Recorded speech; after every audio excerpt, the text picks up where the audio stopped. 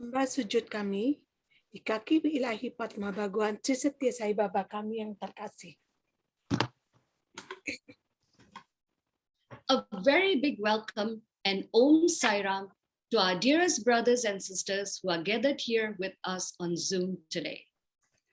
Om Sai Ram, salam hangat dan kasih pada semua brothers and sisters yang telah bergabung di Zoom ini bersama kami hari ini.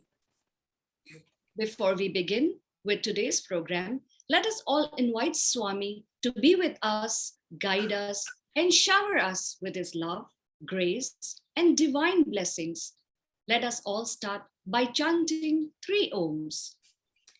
Sebelum kami memulai acara kami hari ini, marilah kami mengundang Swami untuk berada bersama kami, membimbing kami, dan menyirami kami dengan kasih, rahmat, dan karunia ilahinya.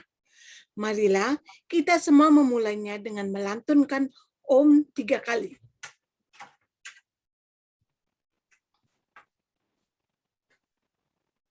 Mari kita mulai.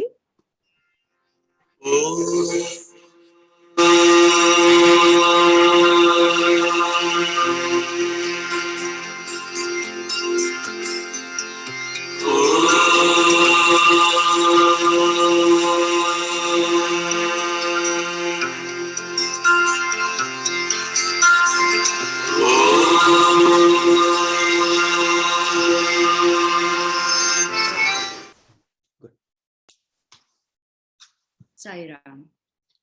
Firstly, let me introduce myself. I'm Kamlu Kirplani, your host for today. With me, I have Sister Janki Danwani, who will be our Bahasa translator for today. Pertama-tama, saya akan kenalkan host kita untuk hari ini adalah Sister Kamlu Kirpalani. Dan saya, Janki Nanwani, yang akan menerjemahkan sesi hari ini. Before we begin with this session, we would like you to take a moment to understand the guidelines which we have all to follow so we can have a smooth running session. That is. Baiklah, sebelum sesi ini dimulai, mohon luangkan sedikit waktu Anda untuk membaca tata tertib yang akan ditayangkan sehingga sesi kami bisa berjalan dengan lancar. Kindly note that your microphones and videos have been temporarily disabled by the host. Should you have any questions, you can type them in the chat box. The host or co-host will give you the access to switch on your audio and video accordingly. Thank you. Mohon perhatiannya, saat ini mikrofon atau audio maupun video Anda sementara kami mute dan tutup. Jika Anda memiliki pertanyaan apapun, Anda bisa mengetiknya di chat box. Kami dari pihak host maupun co-host akan memberikan akses bagi Anda untuk menyalakan audio dan video sesuai dengan yang ada. Terima kasih. And now, this is what everyone is waiting for. We are indeed very honored and blessed to have with us Professor Bhagia, directly from Puttaparthi for all of us. Professor H.J. Bhagia is very well known to many of our Sai family, not only in Indonesia, but worldwide. Dan sekarang, ini adalah yang ditunggu-tunggu oleh semua orang. Kami benar-benar mendapatkan kehormatan dan berkat untuk mendapatkan Profesor Bhagia bersama dengan kita langsung dari Perthi. Profesor H.J. Bhagia sangat terkenal pada keluarga saya kita, bukan hanya di Indonesia, tapi di seluruh dunia.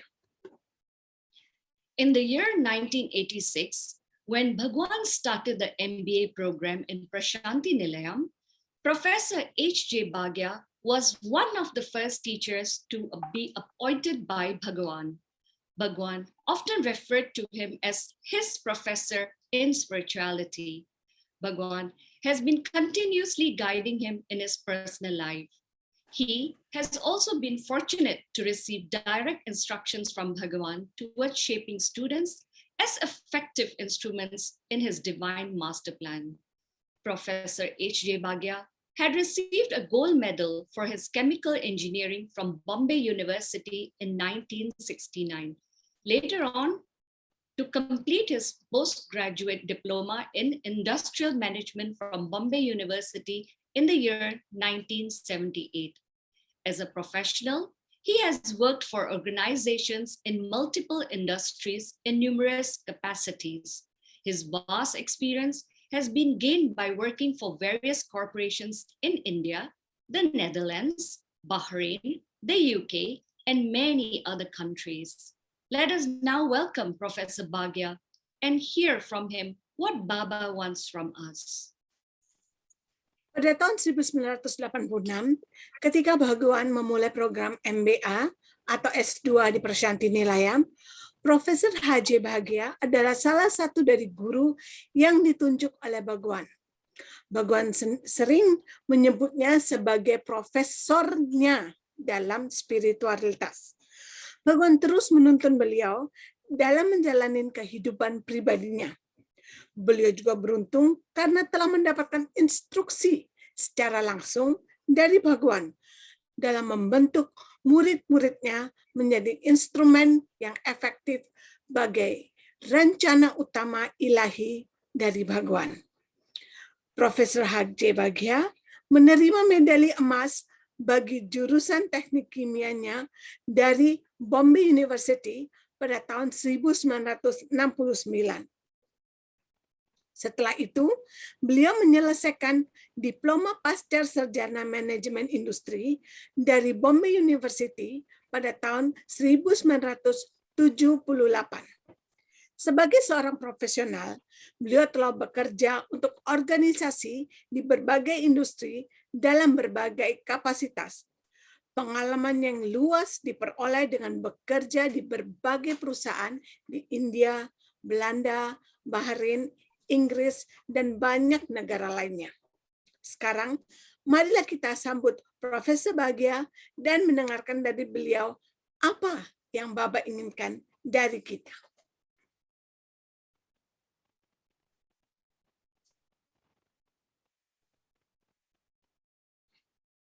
Loving Sairam, uncle, or should I call you professor, or should I call you brother? Loving Sairam, uncle, kita sebut Anda uncle, professor, atau brother uncle?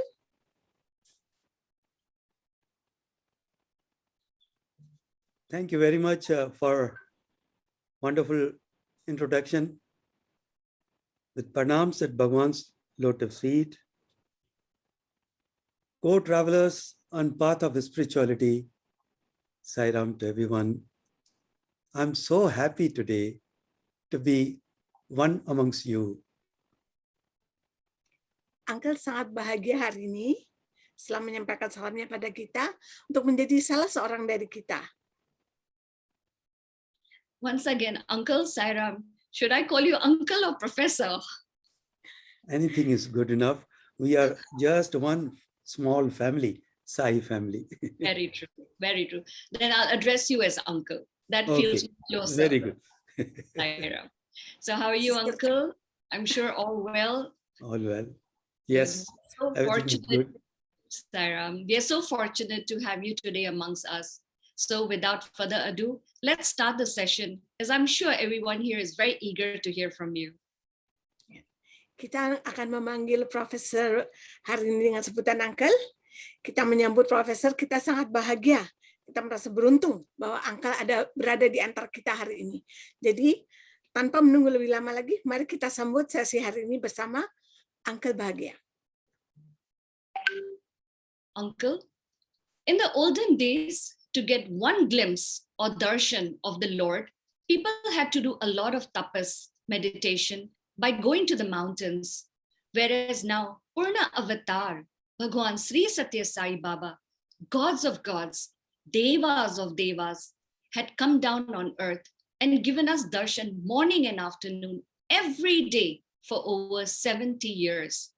But sadly, many of us took it easy, or rather took it for granted, by not making or doing their max while being in Parthi. We never realized how lucky and fortunate we were, Uncle, ever Swami shared with you what made him come? Sairam. Uncle, Sairam Uncle, pada zaman dulu kala, untuk mendapatkan darshan ataupun melihat Tuhan, walau sekejap, orang-orang harus melakukan begitu banyak tapa dan meditasi dengan berada di gunung-gunung. Di mana sekarang Bhagwan Sri Satya Sai Baba, Sang Purna Avatara, Tuhan dari Tuhan, Dewa dari Dewa, telah datang ke bumi dan memberikan darshan pada kita pagi dan sore setiap hari selama lebih dari 70 tahun. Namun sedihnya, banyak dari kita menganggap hal ini remeh dan menganggap enteng dengan tidak melakukan hal yang maksimal saat berada di parti.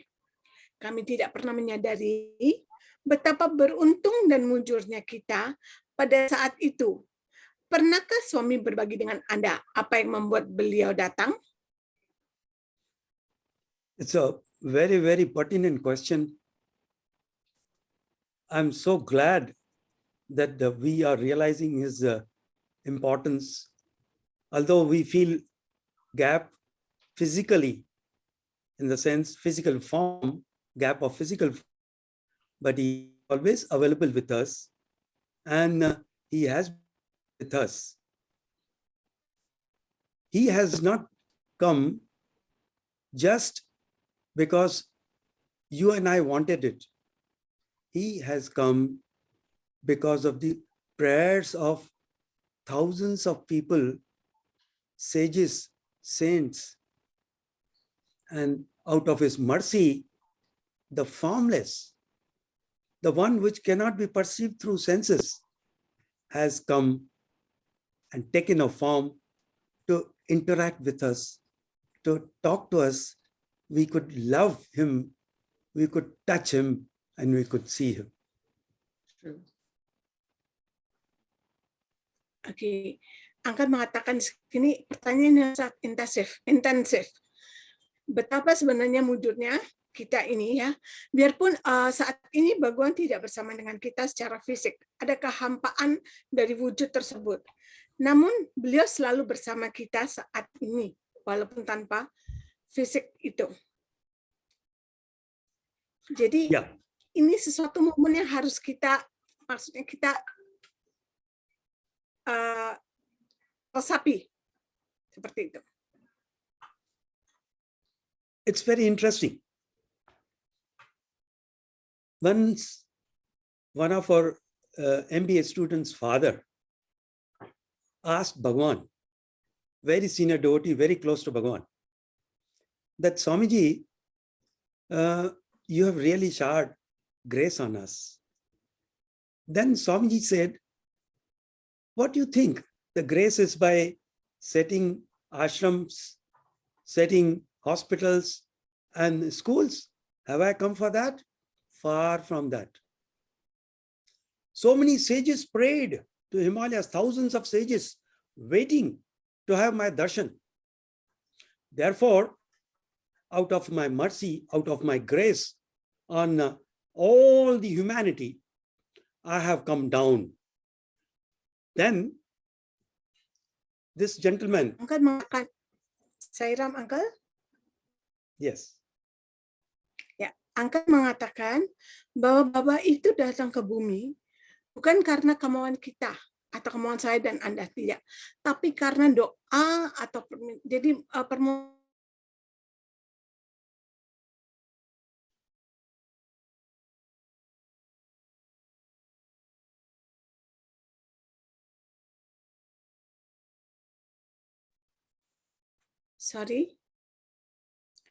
Karena itu adalah doa yang dimohon oleh ribuan orang, bahkan para suci yang memohonnya. Jadi ada seorang murid MBA waktu itu menanyakan, orang tuanya menanyakan bagaimana dengan rahmat, apakah rahmat itu bisa didapatkan dari Bhagwan? Bhagwan mengatakan rahmat itu apa? Apakah dengan menyediakan rumah sakit, proyek air minum, dan universitas yang ada, itu bukan rahmat? So Swami told him that the purpose for which she has come. Yes, then this gentleman seriously he asked, but Swamiji, we don't see those sages and saints here. Then Swami gave a reply, at the moment, I have created barrier between them and me. Because once they come, you will not be allowed to sit here unless you have lifted yourself to that level of consciousness. Jadi kemudian orang tuh menanyakan, suami, kalau para suci itu yang memohon kepada suami, kenapa mereka sekarang tidak nampak? Suami mengatakan, saya telah membangun sebuah tembok antara saya dan mereka.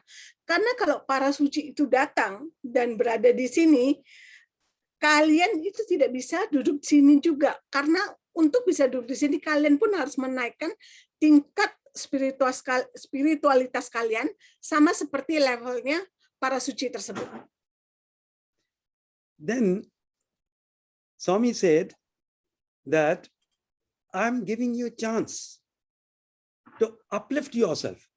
Actually, with my one darshan, first darshan you have, all your punyas in all the previous births are paid off, are given to you. That is the importance of my darshan. Jadi suami mengatakan sebenarnya ini saya memberikan berkah pada kalian. Sebenarnya saat pertama kali kita mendapatkan darshan dari suami, pertama kali ya, itu semua kebaikan kita, keberuntungan kita yang ada berapa pada kelahiran kalian sebelumnya setelah kita dapatkan, setelah kita kumpulkan itu, begitu satu kali darshan itu semua sudah terbayarkan. Jadi hilang, habis. Lunas sudah. Satu kali darshan. In this discussion, one small boy, school boy, he got up and said, Swamiji, you are giving us darshan day in, day out. How is that? We have done whatever good karmas we have done, that is paid off, then how can we get the darshan every day? Then Swami said, every subsequent darshan, it is out of my grace, out of my immense compassion, I come and give you darshan. Actually, all your karmas have been paid off. Now, it is my pure love to you. Jadi ya, sekali lagi suami itu menekankan, saat diskusi ini sedang berlangsung, ada seorang anak kecil yang bangun dan bertanya pada suami, suami, kalau kita punya karma itu semua, kebaikan karma baik kita itu sudah terbayarkan, jadi bagaimana kita bisa mendapatkan darshan ini sesering ini, jadi pagi sore, jadi bagaimana kalau sebenarnya karma kita sudah terbayarkan? Suami mengatakan itu karena itu adalah rahmatku yang memberikan kalian kesempatan untuk mendapatkan darshan ini. I'll tell you one small story. Actually, it is not a story I witnessed. We were in a Thrice session, Vrindavan. Swami told that when he was a small boy, he had gone to Arvindo ashram and played badminton with him. He said, I know all of them. I went to even Ramana ashram. We were all surprised. Ya, suami mengatakan ini adalah sesuatu yang angka saksikan ya. Waktu sekali ada sebuah sesi di Trai Vrindavan, di mana suami mengatakan saat beliau masih kecil waktu itu, suami pernah pergi ke ashramnya Aurobindo, di mana di sana suami bermain badminton. Bahkan juga pernah ke asramanya Ramana. Mereka semua tercengang. Wah, kok bisa ya suami? Then a beautiful story. We heard that in 1950, when Bhagwan physical frame was 24 years old, a boy, Ramana Maharishi was 71-year-old at that time. And moment Ramana Ashram, Bhagwan Shri Ramana Maharishi, he saw Swami, he got up, went running. Parabrahman, Parabrahman, Parabrahman. Oh, Parabrahman has come to me. Then everybody was surprised that we call Bhagwan Ramana Maharishi and he is calling a boy Parabrahman because he identified that this is Parabrahman above all of us. Nobody can be equivalent to him in a human form because he took human form. He was not born. He took human form for our sake. Yes. Jadi pada tahun 1950, ketika itu Swami berusia 24 tahun dan Maharishi Ramana berusia 70 tahun. Swami mengunjungi ashramnya dan saat itu beliau sedang duduk. Ketika beliau melihat Swami, beliau bangun dan langsung lari dan mengatakan, Parabrahman, Parabrahman, Parabrahman. Semua yang duduk di situ bingung. Mereka bilang, ini Bhagwan kita memanggil Maharishi dengan sebutan Bhagwan Ramana Maharishi. Kok dia bangun untuk seorang anak itu? Karena Maharishi sudah mengenali siapa beliau itu sebenarnya. Siapa Swami itu. Beliau adalah yang tertinggi. Paling tinggi di antara semuanya. Tidak ada yang bisa menandingi beliau ini. Maharishi itu mengenali Swami saat itu juga. It didn't stop there. Swami said, he invited Swamiji, made him sit inside his ashram, and he prayed, Swami, can I prepare something for you and offer it to you? Swami said, okay. He prepared the best, whatever was available, brought it in a plate, offered it to Swami, and out of love, immense love, Swami partook it. He was eating and looking at Swami, and when few morsels were still left in the plate, Swamiji stopped it. And Raman Maharshi, he said, Swami, please. He said, no, I've finished. I'm full, finished. Then Raman Maharshi, he, like a child, he snatched the plate from Bhagwan's hand and he started almost licking the plate. Then he declared, I have no more births because I have taken today prasadam, partaken by Parabrahman. That is the importance of Bhagwan. Jadi tidak di situ saja Maharishi mengenali Swami dan menyatakan beliau para Brahman. Maharishi membawa Swami ke sebuah kamar yang kecil. Nah, di situ Swami didudukkan dan langsung Maharishi mengatakan, Swami, boleh nggak saya menyajikan sesuatu untuk Anda? Swami mengatakan, oke, boleh. Terus itu ditaruh di piring dan diberikan pada Swami. Swami pun mengambil dan memakannya.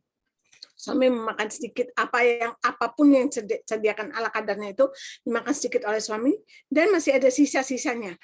Lalu Swami mengatakan sudah. Terus Maharishi bilang, Swami itu masih ada, masih sisa. Swami bilang, udah, saya udah kenyang. Dan Maharishi itu seperti seorang anak. Piring itu direbutnya, langsung piring itu kayak seolah-olah dia jilat semua, dimakan, dia makan. Dan dia habiskan.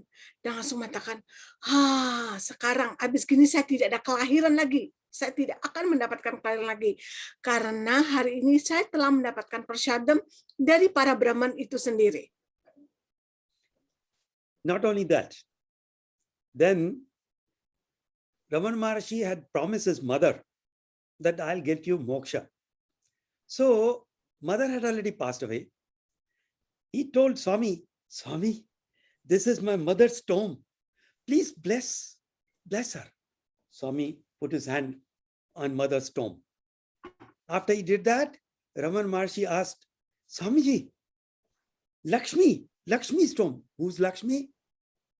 Cow. Swami, this cow helped us throughout her life, giving us milk.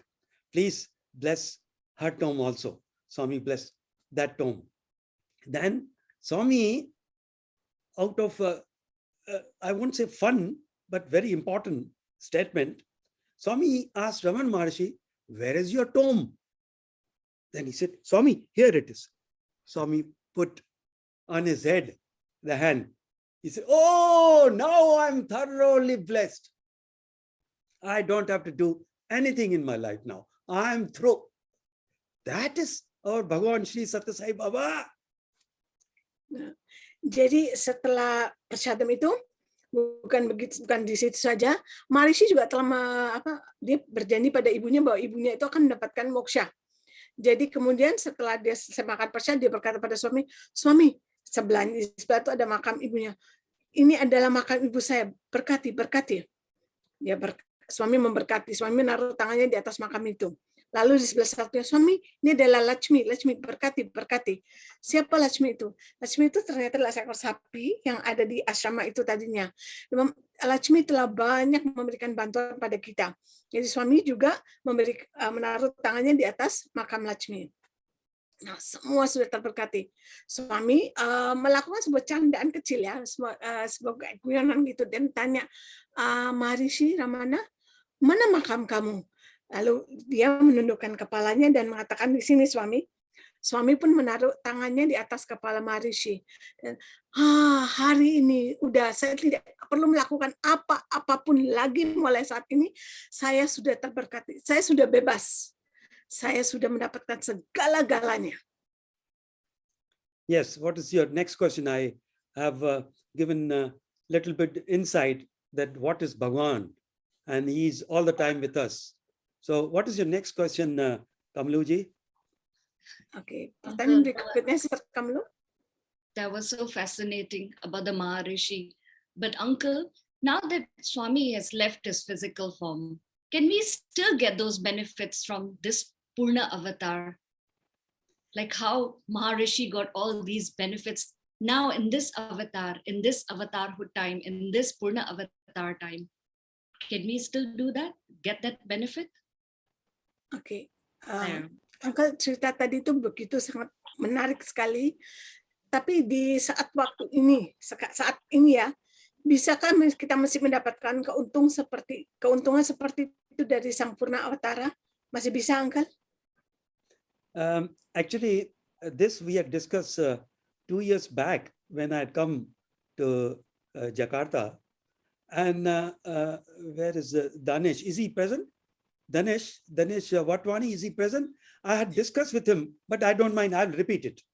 Where's he? Is he here? Yes, he is. He's there? Here. Okay. Yeah. Okay. Host, can you kindly add Dinesh Watwani here? Because I have discussed with him, I will share again. Sure. We'll just add him. Uncle menyatakan bahwa ini pernah didiskusikan sekitar 2 tahun yang lalu ketika Uncle mengunjungi Jakarta, tapi Uncle bisa mengulanginya lagi. Sairam, Uncle. Sairam. Yes. How are you? There you are. Yes, we had a wonderful time 2 years back when we discussed on these things. Doesn't matter. I will repeat. I will rather share with everyone now. See, Swamiji allowed me to join here in 1986 as the introduction it was given. Soon after that, maybe 1987 itself, Swamiji gave us interview. In that interview, very high level profile people were there from university, from primary and higher secondary school, and some VIPs. And I don't know why Swamiji had included us, that is me and my family also in that interview. Now, in that interview, after Swamiji gave a small discourse, and then he was distributing the Vibhuti Prasadam to all of us, and he was carrying the bag himself. Then I said, Swamiji, I know that you're avatar. Can I ask one question? And if you allow me to ask and give me the answer to the question, Swamiji, not only we all here will be benefited, whosoever listens to it will always be benefited. Can I ask this question? Yes. Yes. Oke. Jadi Uncle ini mengisahkan ulang ya. Jadi terjadi suatu hari pada party. Ketika itu ada sebuah sesi interview, di mana kebanyakan tuh para VIP yang diundang, yang dia maksudnya yang dipanggil untuk masuk ke sesi tersebut juga para petinggi-petinggi dari sekolah yang tinggi-tinggi, jadi kayak universitas lah, yang sekolah kejuruan dan banyak ya, yang sekolah-sekolah itu orang tinggi. Uncle sendiri tidak tahu mengapa beliau dan keluarganya diajak masuk ke sesi tersebut. Dan setelah sesi interview selesai, di mana suami membagikan persyaratan yaitu paket-paket vibuti ya, yang dibagikan ke semua orang, itu kantongannya dibawa sendiri oleh suami. Dan saat itu Uncle bertanya, suami, boleh nggak saya bertanya sebuah pertanyaan? Pertanyaan ini akan memberikan manfaat bukan hanya bagi saya ataupun mereka yang hadir di sini, tapi pertanyaan itu akan memberikan manfaat bagi semua yang nantinya akan mendengarkan pertanyaan. Boleh ya suami ya? Then he said, yes, what is your question? I said, Swamiji, Avatar is with us. I don't know how to make best use of Avatar. I want to listen from Avatar's mouth. How to make best use of Avatar. He looked at me. He gave vibhuti to everybody and ignored me. I thought, oh, did I ask any difficult question? Did Swami not like it? But last he came to me to give me the vibhuti. He took bunch of vibhuti packets and so many that I knew that I will not be able to hold in one hand. I opened both the hands. He said, so force, with so much of force, that corners of vibhuti packet, vibhuti splashed. Then he gave answer. Looking to my eyes, two things, two sentences. He said, love. Love is God. God is love. Live in love. Second, aham karam. Aham, I, Atma, is one. Akar, when the form gets attached to that I, then becomes aham karam, that is separate entity. He said these two sentences and left it. It took me several years to understand the meaning of that. Yes. Lalu ketika Uncle bertanya seperti itu, suami pun berkata, oke, tanyakan apa yang mau kamu tanyakan. Dia bilang, suami, Avatar tuh ada di depan sini, ada di sini. Saya tidak tahu bagaimana menggunakan sang Avatar ini sebaik mungkin. Coba tunjukkan saya bagaimana saya bisa mendapatkan atau maksudnya mendapatkan hasil maksimal dari seorang Avatar ini. Suami pun melihat Uncle dengan tajam dan lalu membagikan vibhuti pada setiap orang. Uncle tuh seperti tidak diindahkan, nggak dianggap gitu. Namun terakhir setelah semua orang mendapatkan, suami pergi ke Uncle dan mengambil satu kayak segepok gitu vibhutinya dan diginikan pada Uncle. Uncle tahu nggak mungkin satu tangan diterima, jadi Uncle menadakan dua-dua tangannya, ya langsung itu vibhutinya semua ditepok begitu kuatnya sampai itu yang paket-paketnya itu beberapa itu terbuka ya, agak robek itu sampai terciprat vibhutinya itu. Lalu suami memandang tajam ke mata Uncle ya, dengan eye to eye, jadi secara pandangan mata mengatakan dua kalimat. Cinta kasih atau kasih sayang. Tuhan adalah kasih sayang adalah Tuhan. Hiduplah dalam atau dengan kasih sayang. Yang kedua adalah aham kara atau ego. Jadi aham itu adalah dasarnya atau akarnya itu akar di dalam kita. Itu aku dan akar itu menjadi sebuah keterikatan. Itu yang akan membedakan identitas kita. Jadi kenali itu dan jadilah yang tidak mempunyai ikatan. Jadi pecahkan keterikatan itu. Love, we know. Swami has spoken so much about love. Subsequently, in interactions with the MBA students and teachers, Swami gave us, that it's a divine love. He said there are 3 dimensions to it. One, love has to be selfless, totally giving, never receiving anything from anyone. And also it is unconditional. The pure divine love is changeless. It doesn't depend upon my position, financial status, or social position. It is changeless, always there. And third dimension is love is fearless. So this type of love, which Swami says, start the day with love, spend the day with love, fill the day with love, and end the day with love. That is a way to reach God. Kita tahu apa kasih sayang itu.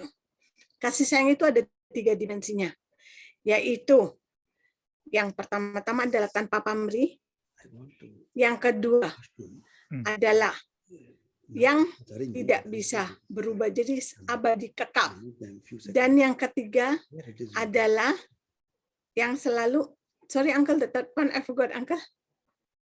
Sorry? Sairam uncle, the third one? The third one? The third one is fearless. Fearless meaning yang tidak mengenal love. I'll explain. When I love somebody, I'm not scared to tell him that you're right or you're wrong. Swami used to even scold somebody.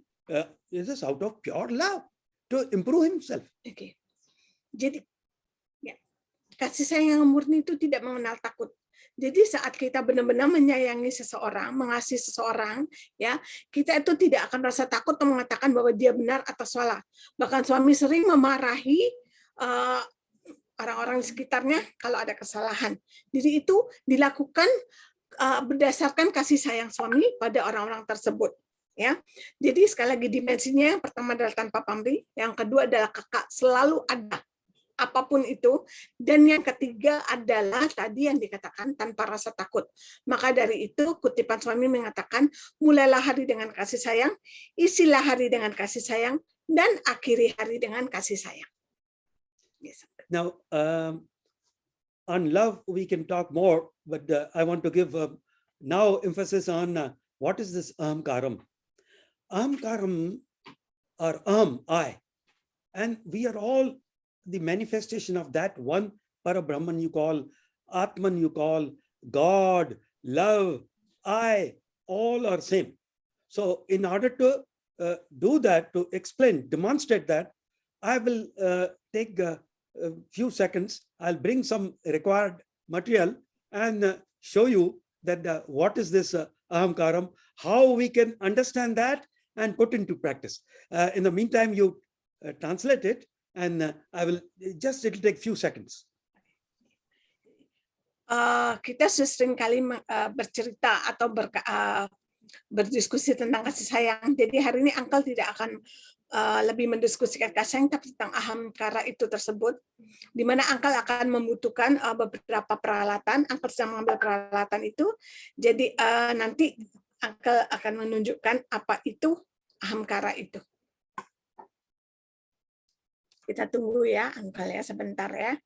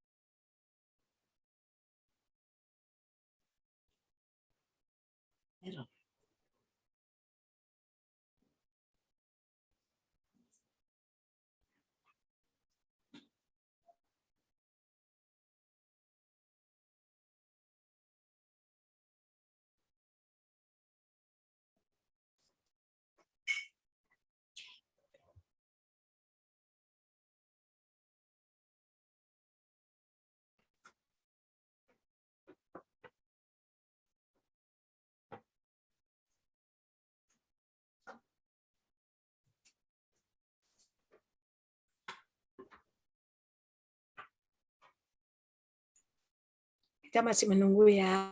Mohon bersabar. Still waiting, okay?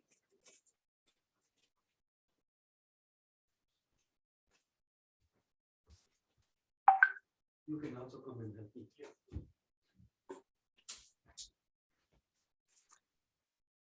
Yeah. Uncle is back.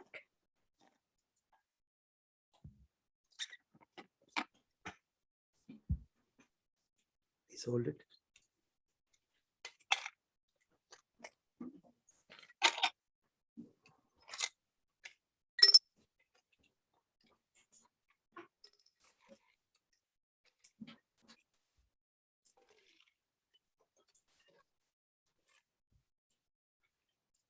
See this different shapes of ice. Some are round, some are like conical. And there's water. Es batu yang dimasukkan di sebuah tabung, ya. Bentuknya berbeda-beda, ada yang kotak, ada yang bulat, ada yang tajam, ada sikunya, dan ada airnya juga.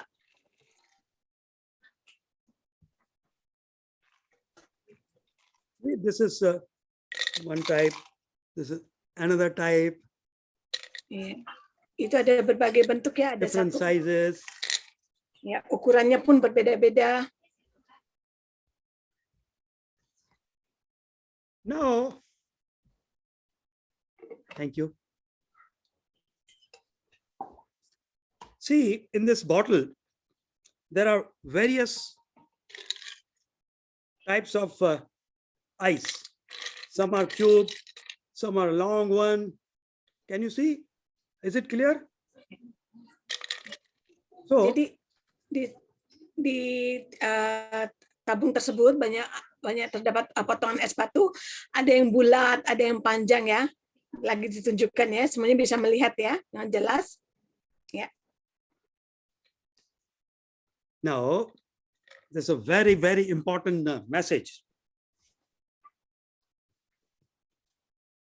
All the ice are of different shape, different size, different texture, but all of them are made up of water. There's nothing but water. They are floating also in water. And after some time, each of the piece will dissolve and become water. They have come from water. They are made out of water. And after certain time, they will go back to original source of water. Dia ada sebuah pesan yang penting ya. Tadi sekali lagi kita lihat bentuknya beda-beda, ukurannya berbeda-beda. Tapi mereka semua itu satu kesamanya, yaitu terbuat dari air. Bahkan saat ini mereka pun sedang mengambang di air. Ini terbuat dari air, membentuk air, dan akhirnya pun akan kembali menjadi air. Jadi sama semuanya, tujuannya itu adalah sama. Asal usulnya air dan kembali menjadi air. So we learn a very good lesson from this. All of us are made up of only one thing, that is consciousness, which is subtler than water, subtler than even the space. And we appear different. I'm Bhagia, he's so-and-so, she's so-and-so, she's girl, I'm a man. All these differences are only in appearance of physical as well as mental. Otherwise, all of us are one. So that is the teaching. It took me years to understand. When he made this statement, Aham Karam, I is one. Akar, form is different, appearing to be different. So you see unity in diversity. Yes. Ini pelajaran pentingnya. Saat suami menyatakan, tadi aham karang, saya dan wujud itu berbeda. Itu semua penampak. Jadi penampakannya yang berbeda. Ya, jadi di sini ini nyatanya kita tuh semua hanya satu. Terbuat dari satu, yaitu kesadaran diri. Consciousness tersebut. Nah, wujud boleh berbeda, ada laki, ada perempuan, ya. Itu hanya penampilan secara fisik saja maupun secara mental. Tapi jati diri yang nyata adalah kesadaran diri kita sendiri. Consciousness itu. Itu membuat untuk Angka menyadari hal tersebut makan waktu bertahun-tahun. Bahkan ketika suami menyatakannya dalam interview room, Angka hanya melihat, oke, tapi tidak memahaminya. Begitu Angka memahami dan menyadarinya, Angka membutuhkan waktu bertahun-tahun untuk mendapatkan hal tersebut. So, the best way to make use of avatar is follow his teachings, follow his guidelines. Teachings should be not simply spoken about, put into practice. Even last message which we see on Samadhi is love all, serve all, help ever, hurt never. Love all, love with that divine love, mind you. The three attributes of the pure divine love, that is selfless, changeless, and fearless. And when you say that I love a person, you better show it in service, man. Can you say that I love you? That is only lip service. Serve him. That is the meaning of love all and serve all. Similarly, help ever, hurt never. Help person selflessly, not out of expecting anything in return. Help. If you can't help, at least don't ever hurt anybody. Jadi di sini nih ya pesan utamanya tadi sekali lagi ya. Apa yang bisa kita dapatkan atau yang kita maksudnya dari sang avatar ini adalah ajarannya. Jadi bukan hanya kita dengarkan saja, tapi kita terapkan dalam hidup kita. Bagaimana menerapkannya dengan cinta kasih itu kembali yang ada dalam 3 dimensi, yaitu tanpa pamrih, yang tidak berubah atau yang kekal, dan yang selalu tanpa rasa takut. Kita lihat sendiri aja apa ajaran suami yang ada di Puttaparthi saat ini di masa madi beliau, yaitu love all, serve all, juga help ever, hurt never. Yang love itu, kalau kita benar-benar mengasihi seseorang, itu jangan hanya dengan ucapan saja, tapi kita lakukan. Bagaimana melakukannya? Dengan melayani. Jadi layani saja, tanpa mengharapkan imbal baik atau imbalan apapun dari dia. Begitu juga saat kita menolong, tolong saja. Tolong, jangan berharap, oh saya menolong dia, nanti saya harus tolong kembali. Kalau kita tidak bisa menolong, yang terbaik atau paling tidak, jangan menyakiti. Jadi ajaran-ajaran suami itu kita terapkan, dengan itulah berarti kita benar-benar memaksimalkan kehadiran beliau sebagai sang avatar ke muka bumi ini. Yes. Very interesting thing happened once, 1997, December. Swamiji, first time, international cricket match organized here in Puttaparthi. All the cricketers were supposed to come. Swami was very much busy in organizing all the facilities. Swami was not very happy on one point, that it will be not broadcast live to all over the world. At that time, technology was not that good.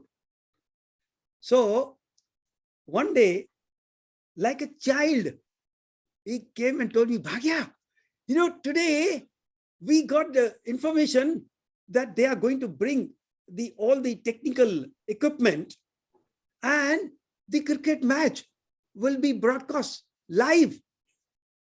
That was supposed to take place on 30th of December, 1997. Jadi pada tahun 1997 di bulan Desember, itu pertama kalinya di Puttaparthi mau diadakan pertandingan kriket ya, olahraga kriket secara internasional ya, untuk anak-anak secara nasional. Suami sendiri yang menilik dan jadi semua itu persiapannya itu suami sendiri yang melakukannya ya, bersama dengan tim ya, suami sendiri yang melihat pada semua perjalanan persiapan itu. Suatu hal yang suami merasa kurang bahagia yaitu adalah bahwa pertandingan ini tidak bisa ditampilkan secara langsung kepada seluruh dunia. Saat itu peralatan belum keadaan teknologi belum secanggih saat ini. Dan suatu hari suami itu bagi seorang anak kecil dengan girangnya berkata pada Profesor Bhagia, hari ini tahu nggak, hari ini mereka akan membawakan peralatan-peralatan yang canggih supaya kita bisa bisa melakukan siaran langsung pada saat pertandingan itu.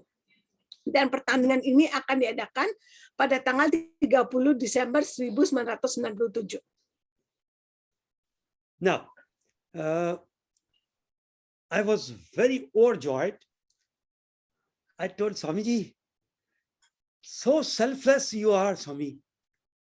You found a way to give darshan to millions of people all over the world through this cricket match, because everybody is fond of cricket match. You found the cricket match as a medium to give your darshan to everybody. How nice, Swami, how nice. Now I'm sure all of them will get realization because your darshan so important. Yes. Saat itu Uncle begitu bahagia, Uncle berkata pada suami, Anda begitu sosok yang tanpa pamrih ya, bahwa dengan cara seperti ini, karena kriket itu ya, pertandingan kriket itu sangat digandrungi di seluruh dunia. Mereka pasti akan menonton ini. Dengan cara ini ya, jadi semua yang ada di penjuru dunia ini bisa mendapatkan darshan suami. Begitu besar kasihmu, begitu tanpa pamrih kasihmu. Jadi ini ada hal yang luar biasa. Jadi suami itu mencari suatu celah di sini atau suatu kesempatan untuk memberikan darshannya pada seluruh orang di dunia ini. You know what Swami gave the answer? To my surprise, he said, I'm not interested in quantity. I'm interested in quality. I don't want millions of people to watch and come and see Prashanti Nilayam and later on they should come. No. Few, enough. I said, Swami, why? You have such an unlimited capacity that all can be benefited, all will reach the goal. During your avatar road, we'll all get realization. He said, no. Only few. I said, what, Swami? Ordinary gurus, they give moksha to so many people at a time. As good as in their boat, whatever capacity they have, they make all people cross the ocean. And your ship has unlimited capacity. And you said, no, only few will realize during your avatar road. I said, Swami, I'm rather disappointed. Then Swami gave the answer, which I will tell you. Okay. Jadi ketika setelah Profesor mengatakan hal itu, jawaban suami membuat Uncle sangat terperanjat ya. Suami mengatakan, enggak, saya enggak mau berjuta-juta orang melihat saya ataupun Puttaparthi dan lalu kemari. Enggak. Saya tidak memerlukan kuantitas. Yang saya butuhkan adalah kualitas.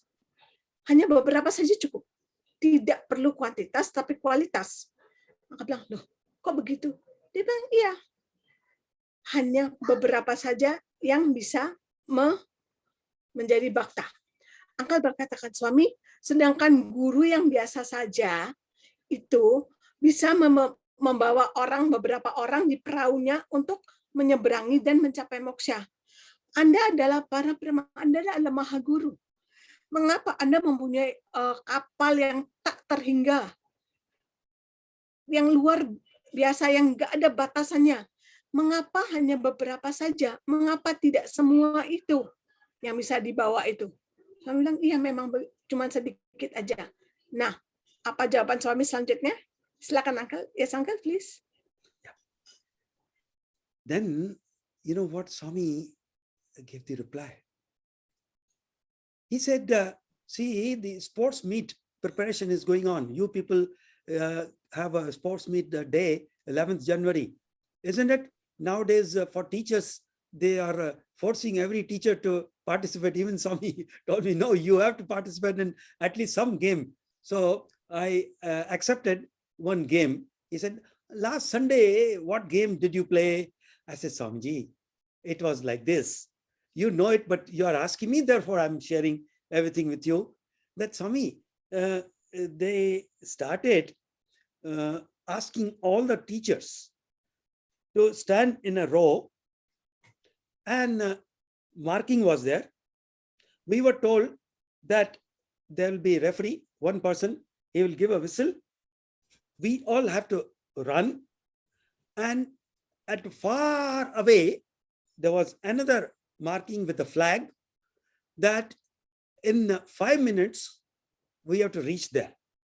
Whosoever reaches there will be given the award, a reward, or some token of love from Swami. That means we will consider that I'm a winner. I have earned this. So that was a game. Then Swami asked me, how many were you there? I said, Swami, about 200-300 teachers from university, from college, primary school, higher secondary school. So all of us administrators, all of us were there. Swami said, in the allotted time, how many people reached there? I said, Swami, one actually completed this, and second one just touched in that allotted period. That means only 2. He said, see, out of 700, out of 300-400, only 2 reached, isn't it? So yes, Swami, please. Yeah. Oke, di sini apa Swami mengatakan, bukankah ada perayaan atau ada kegiatan yang diadakan setiap tanggal 11 Januari, yaitu sports meet, yaitu pertandingan olahraga yang dirayakan secara besar di Budaparti. Dan di sana guru-gurunya pun diharap untuk ikut, ya. Dan jadi dari minggu-minggu sebelumnya persiapannya itu ada. Dan bahkan Swami sendiri mengatakan bahwa Uncle harus ikut dalam itu. Dari kegiatan pertandingan-pertandingan yang ada. Nah, Swami bertanya, minggu lalu ada sebuah permainan kan? Uncle berkata, Swami, Anda sudah tahu semuanya. Tapi kalau Anda sendiri yang bertanya, ya pasti saya ceritakan semuanya. Terus Uncle mengatakan bahwa seminggu yang lalu itu ada sebuah permainan, ya, di mana ada sebuah garis start atau garis mulai, di mana mereka semua berdiri di garis itu. Dan dengan waktu yang diberikan, ya, wasit akan meniup peluitnya. Lalu mereka harus jalan, ya, menuju ke garis akhir, di mana di situ ada tonggak yang ada benderanya. Jadi mereka harus mencapai garis akhir itu dengan waktu yang telah diberikan. Lalu Swami kembali menanyakan, ada berapa orang yang ikut? Saya bilang, ya ada sekitar 300-400 orang. Jadi itu guru-guru dari universitas, dari sekolah kejuruan, sekolah menengah, dan juga para administrator yang ada di sana, semuanya ikut. Itu ada sekitar 300-400 orang. Nah, Swami bertanya, yang mencapai garis akhir pada waktu, tepat pada waktu yang diberikan berapa orang? Kadang 1 orang. Dan yang kedua itu pas sampai waktunya habis. Jadi Swami berkata dari 300-400 orang hanya 2 yang sampaikan. Aku bilang iya. Jadi cuma 2 kan? Iya. Nah, selanjutnya. Then Swami gave me very good teaching. He said 2 out of few hundreds reached the goal in a given allotted time. Isn't it? I said, yes, Swami. Swami, but that game is different. I'm talking about reaching the goal of our life during your avatarhood. Why few? You can give it to all. He said, wait. To reach the goal in few minutes allotted time. Yes, Swami. What happened to the other people? I said, Swamiji, depending upon their well-being of their health, and few could hardly run, and one or two actually discontinued, they couldn't run. Few went maybe 10, 15 steps away, 20 steps away. Some of them reached at the middle of the distance. Some reached 3/4 of the distance, and some of them almost their reach, but they couldn't complete it in the allotted time. So that was his status. Swami said, yes. See, during avatarhood also, I have given you the goal clarity. What is the goal of life? I have also put you on the path. Even though you only few have completed, those who could not complete should continue putting efforts with towards the goal, because goal is very clear to you now. You know how to walk. Reach the goal. Go on. If not today, tomorrow. If not now, after a few years, you'll definitely reach the goal. Then how can you say that avatar has only limited? Why avatar has unlimited company, unlimited the capacity, and only few reach? Yes, that's a way. I said, yes, Swami. You are right, Swami. Yes.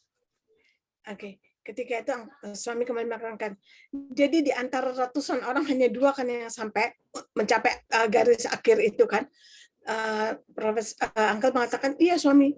Kan tapi suami, apa samanya? Beda dong.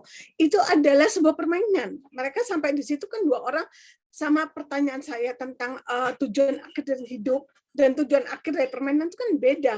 Di dalam saat keawataran suami ini hanya beberapa saja yang bisa mencapai garis akhir itu bagaimana suami? Suami mengatakan sekali lagi, hanya 2 yang mencapaikan, sisanya kemana coba? Prof mengatakan ada beberapa yang karena ya kesehatannya atau faktor apa mereka tidak lari atau faktor usia, ada yang masih mungkin tengah perjalanan, ada yang mencapai setengah, ada yang mencapai 3/4 ya. Jadi mereka itu belum sampai sepenuhnya, tapi mereka masih di tengah-tengah situ. Suami bilang, nah sama seperti itu dengan saat dalam kehidupan ini. Jadi dalam sini yang mencapai garis akhir hanya beberapa saja. Yang lainnya itu dalam avatarhood ini, dalam masa-masa keawataran ini, mereka itu sudah ditempatkan pada sebuah jalan. Suami sudah menempatkan kita pada sebuah jalan. Ada dari kita yang beberapa mungkin yang mau melangkah beberapa langkah, ada yang berlari beberapa lebih jauh lagi, ada yang setengah jalan, ada yang beberapa pun. Itu sudah ditempatkan. Apa yang harus kita lakukan adalah tetap berusaha untuk jalan, untuk maju. Langkahnya kita tahu, tujuannya kita tahu. Hanya usaha untuk terus maju. Jadi istilahnya jangan berhenti. Kita terus melangkah saja. Kalau tidak hari ini ya esok. Atau beberapa saat lagi kita pasti akan sampai. Jadi itu boleh memakan beberapa tahun atau kapanpun. Yang penting kita tahu jalannya, kita sudah ditempatkan, dan kita pun sudah tahu tujuan dan akhirnya. Teruslah usahakan dan lakukan itu. Jadi jangan memandang, oh dalam keataran suami hanya beberapa saja yang bisa moksha atau bisa mencapai tujuan. Maksudnya itu ya, sorry ya. Maksudnya bisa mencapai tujuan itu. Tidak. Semuanya bisa mencapai, hanya beda-beda waktunya saja. So now ball is in our court. He has given us whatever he had come to give us. If we do not follow his teachings, and we say that how to make use of avatar, I think fault lies with us, not with the Lord. He has a basic thing, if we can follow, which he said that love. Treat everyone as the embodiment of same consciousness, same Atma. And when you do that, automatically you will progress spiritually. How will you be able to cheat anybody? How will you be angry with anyone? How will you have jealousy with anyone if you know that each one of us is embodiment of same consciousness, same God, same Swami. Swami is residing in each one of us, Swami Tattva, not Swami physically. If you tear, there's not going to be Swami inside, but Swami principle is there with all of us. We have seen Swami, we have heard Swami, we have touched Swami. So how can we not follow his teaching? Otherwise, we cannot call ourselves as his devotees. To call ourselves as devotee, we must follow his teachings. Okay. Suami sebenarnya telah memberikan ajaran-ajarannya untuk kita terapkan. Jadi kalau kita tidak menerapkan ajaran-ajaran tersebut, bagaimana kita bisa menyatakan diri kita sebagai baktanya? Jadi kita harusnya menerapkannya dan menjalankannya. Oke, itu yang utama. Ada semuanya ada di situ. Tinggal kita pahami dan terapkan saja supaya kita bisa mencapai tujuan yang harusnya kita capai itu. Yes, I'm now inviting some more question, Kamlu. Pertanyaan berikutnya, Kamlu. You have wonderful experiences with Swami. Amazing. But Uncle, you know what? We know that we always hear Swami says, love all, serve all, help ever, hurt never. But sometimes it's kind of a little difficult. And apparently in our chat box, we have some questions. They're amazing questions, but one of them right now, which can relate with what just now you said, is from Sister Jenny. If you allow me to on her camera so that she can ask you directly, so you get to see who the person is. Yes. Yeah. Sister Jenny, Sairam. Sairam, yes, I know you. I know yes, you. Sairam, Uncle. I'm I'd so met you 2 happy to years back. see you. Yeah. Yes, we met in Jakarta. I'm so Yes. happy to see you, Sairam. And now I've got an opportunity to ask you a very important question, Please. which I know is not only from me, from many of us do feel this at times. Yes. You know, Uncle, Swami taught us to love all and be kind and be happy always. But at times, people tend to take advantage of our love and kindness by doing injustice and hurt us in the bargain, which makes us unhappy. As a human, we all are at times, we are limited people, right? So should we still be good and to love such people? And if yes, why and how we have to be good with them because they hurt us? Oke, Sister Jenny, saya terjemahkan dulu ya. Uncle, I'm translating first. Pertanyaan Sister Jenny adalah, suami mengajarkan kita untuk mencintai semua, ya, selalu baik dan selalu bahagia.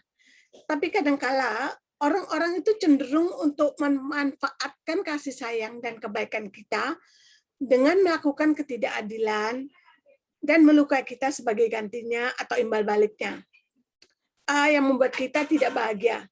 Sebagai manusia, seringkali pada saat-saat tertentu kita memiliki batasan. Jadi, apakah kita harus tetap menjadi baik dan mengasihi orang-orang seperti itu? Jika iya, mengapa dan bagaimana kami harus menjadi baik dengan mereka? Yes, Yes, I'll give the answer to this.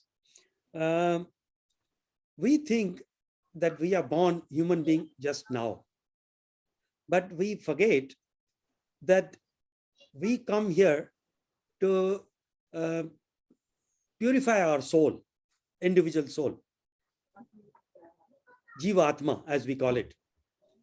And at the with the Atmic level, we decide with the help of the guiding soul that in this birth I will carry out these activities. There's so much of backlog of the unwanted karma. Only in human being we work out to purify the soul. So we have decided. Now when we come, I have already decided before coming here who will be my life partner, who will be my children, what will happen to them, what will happen to me. We at that time, like a drama, we said, okay, I will come and trouble you and you bear it. Otherwise your karma will not get wiped off. Other person will say, no, I love you and I will not just trouble you, but I'll come and hug you. I'll become your wife. We'll go together and I will make your life so comfortable. We agree everything before the soul gets embodied. The rule of the game is we forget. Moment we are embodied, all the understanding is taken away from the body and the mind. And in that new scene, new circumstances, we have to work out the karma by remembering that what I'm getting is the result of the seed which I have sown in the past. And if I keep quiet and now sow the seeds which are for the good thing, in future, good thing is going to come to me. So that is the formula. Yes. Oke, jadi sebenarnya seringkali kita tuh lupa ya bahwa kita merasa bahwa ini adalah kali pertamanya kita menjadi seorang manusia. Sebenarnya tidak seperti itu. Kita sudah lahir beberapa kali, mungkin bakal beratus-ratus kali sebagai seorang manusia. Nah, ketika jadi kita tuh lahir sebagai manusia itu tuh meningkatkan jiwa atma kita. Tingkatan jiwa atma kita.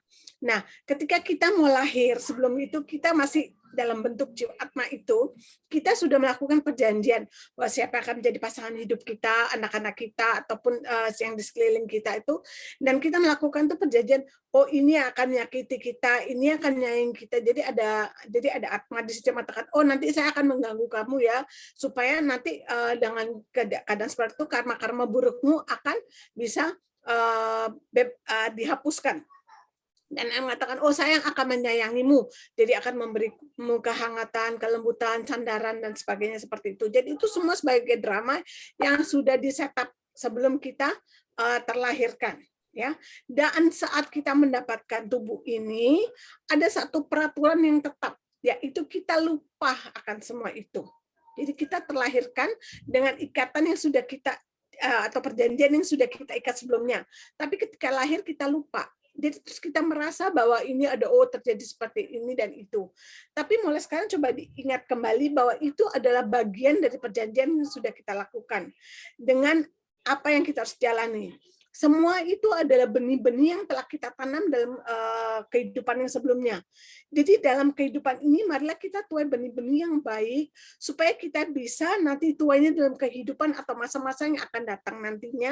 Jadi karma-karma buruk kita pun sudah lunas, dan kita bisa menuai hal-hal yang baik menanam hal-hal yang baik untuk menuai hasil yang baik di kemudian hari atau di kelahiran berikutnya. For this, being an engineer, I translated, after understanding this, into very small process, which you will appreciate. We have passed so many births, backlog of karma. Just imagine there's a tube, and this tube has segments, and it is each segment represents our past life, accumulation of the past life inside the tube. The rule is there is only one inlet and one outlet. So in this birth, whatever I put in this tube is filled with past karmas. If I put good water from this inlet, and something will come out. Now, you may say that I am putting good water. Why is muck coming out? Because muck is there just before the outlet of the pipe, there's a muck. So when I put good water, due to the pressure, muck comes out.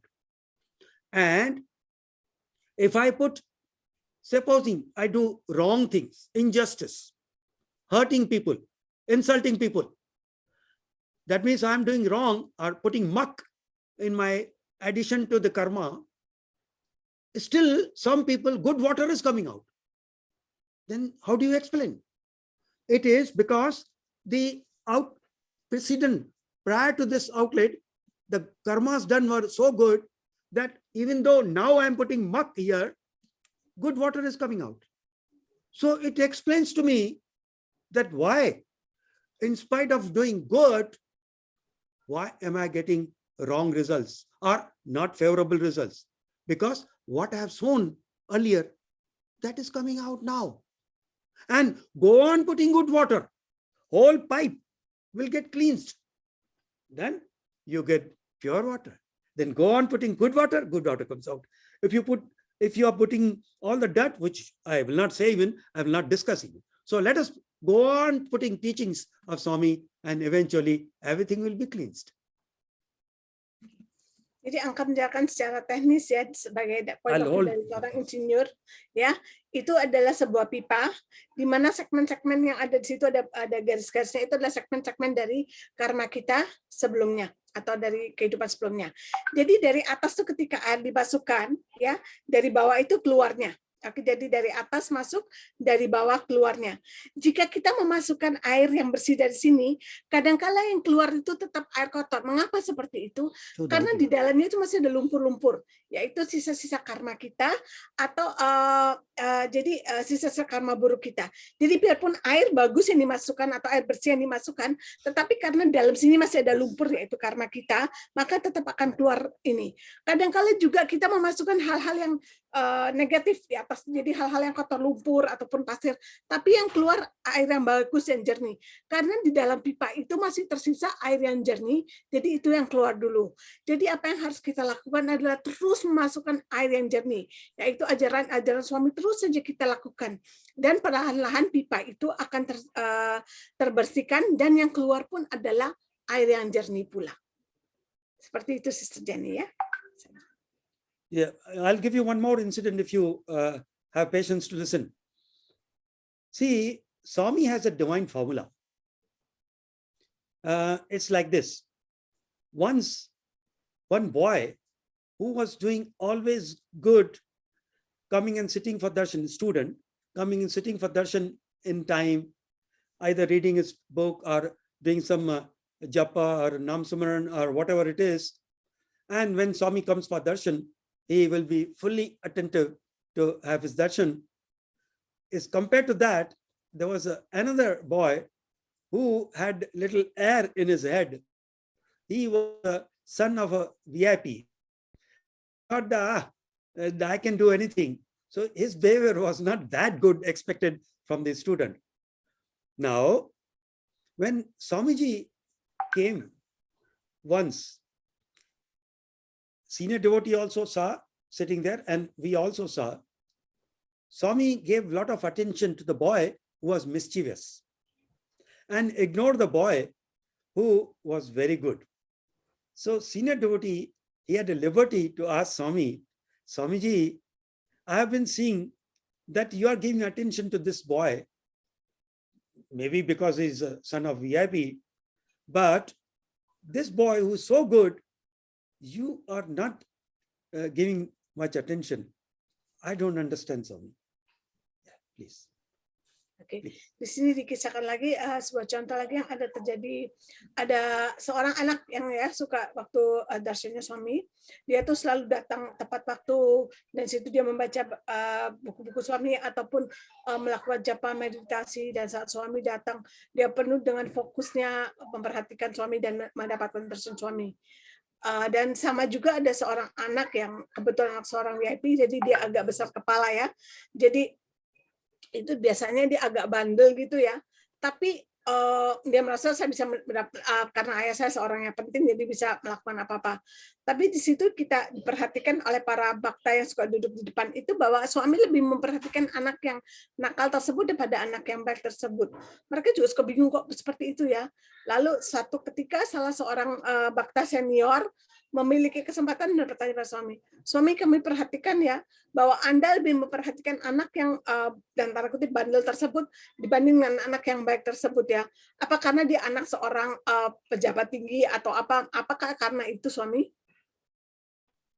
So Swami said, I have a divine formula. See, if you do good and I come and give you pat, the benefit of that good is nullified. You got the recognition. Your spiritual bank balance doesn't increase. It remains zero for that act. But if you do good and I ignore you, then you are putting score one plus point in your bank balance. If you do good, and in spite of that, I come and scold you for some other reason which you have done in the past, then you get +2 marks in the divine bank balance. On the other side, if you do something wrong and I come and scold that, your bank balance or negative side, it remains 0. If something and I ignore you, then get -1. If you do something wrong and I may come and pat you for something good in the past you've done, then you get the wrong impression that you did bad, but it's still Swami is praising me. You get -2. So you decide. That is the formula available or applicable to every act. Everybody I'm meeting is nothing but embodiment of same Swami. So it is up to me. What do I do? If somebody is scolding, be happy. You're done good. So you're getting +2. Good. Oke, jadi formulanya seperti ini ya.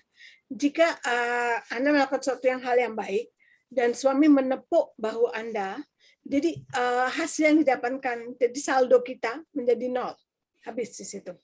Tapi jika kita melakukan hal yang baik dan suami tidak mengindahkan kita, itu kita dapat 1 saldo kita. Kalau kita melakukan hal baik dan kita mendapatkan dimarahi oleh suami atas suatu kesalahan kita lakukan di masa lalu, itu kita mendapatkan nilai 2, ya, kita saldo menjadi 2. Dan sebaliknya pula, jika kita melakukan hal yang buruk dan suami tidak mengindahkan itu menjadi 0. Tapi jika kita melakukan hal buruk, ya, dan suami memperhatikan kita dan mengatakan pada kita sesuatu, itu kita mendapatkan nilai -1. Tapi kalau kita setelah melakukan hal buruk dan suami menepuk bahu kita atau pundak kita atas kebaikan yang kita pernah lakukan di masa lalu, itu kita menjadi -2 saldonya.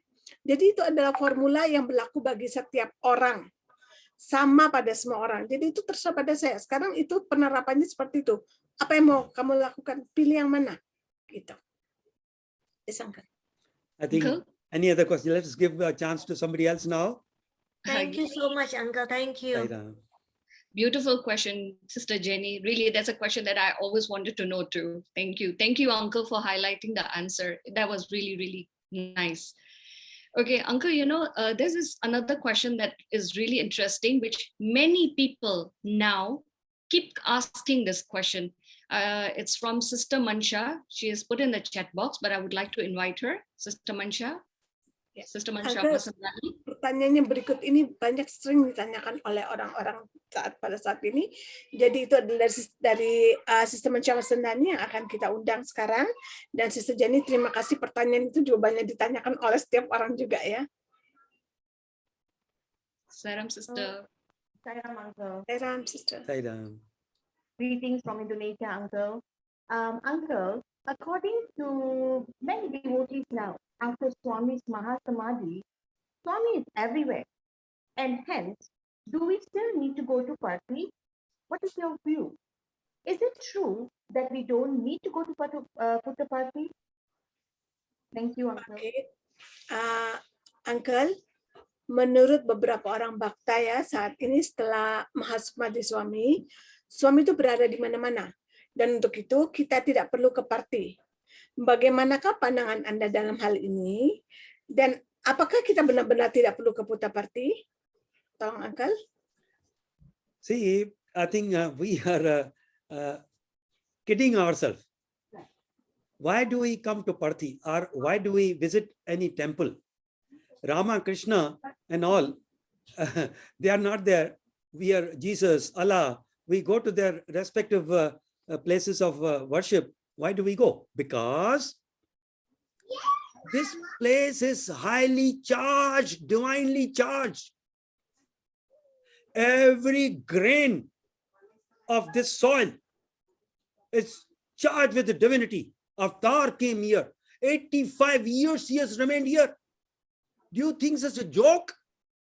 Can there be any place equivalent to Puttaparthi in the whole universe? Cannot be. Just a small example. I've been here for the last 35 years. I never feel that I should not come to Puttaparthi. Swami physical form is not there. I've been here. I'm also charged. So why should I be here?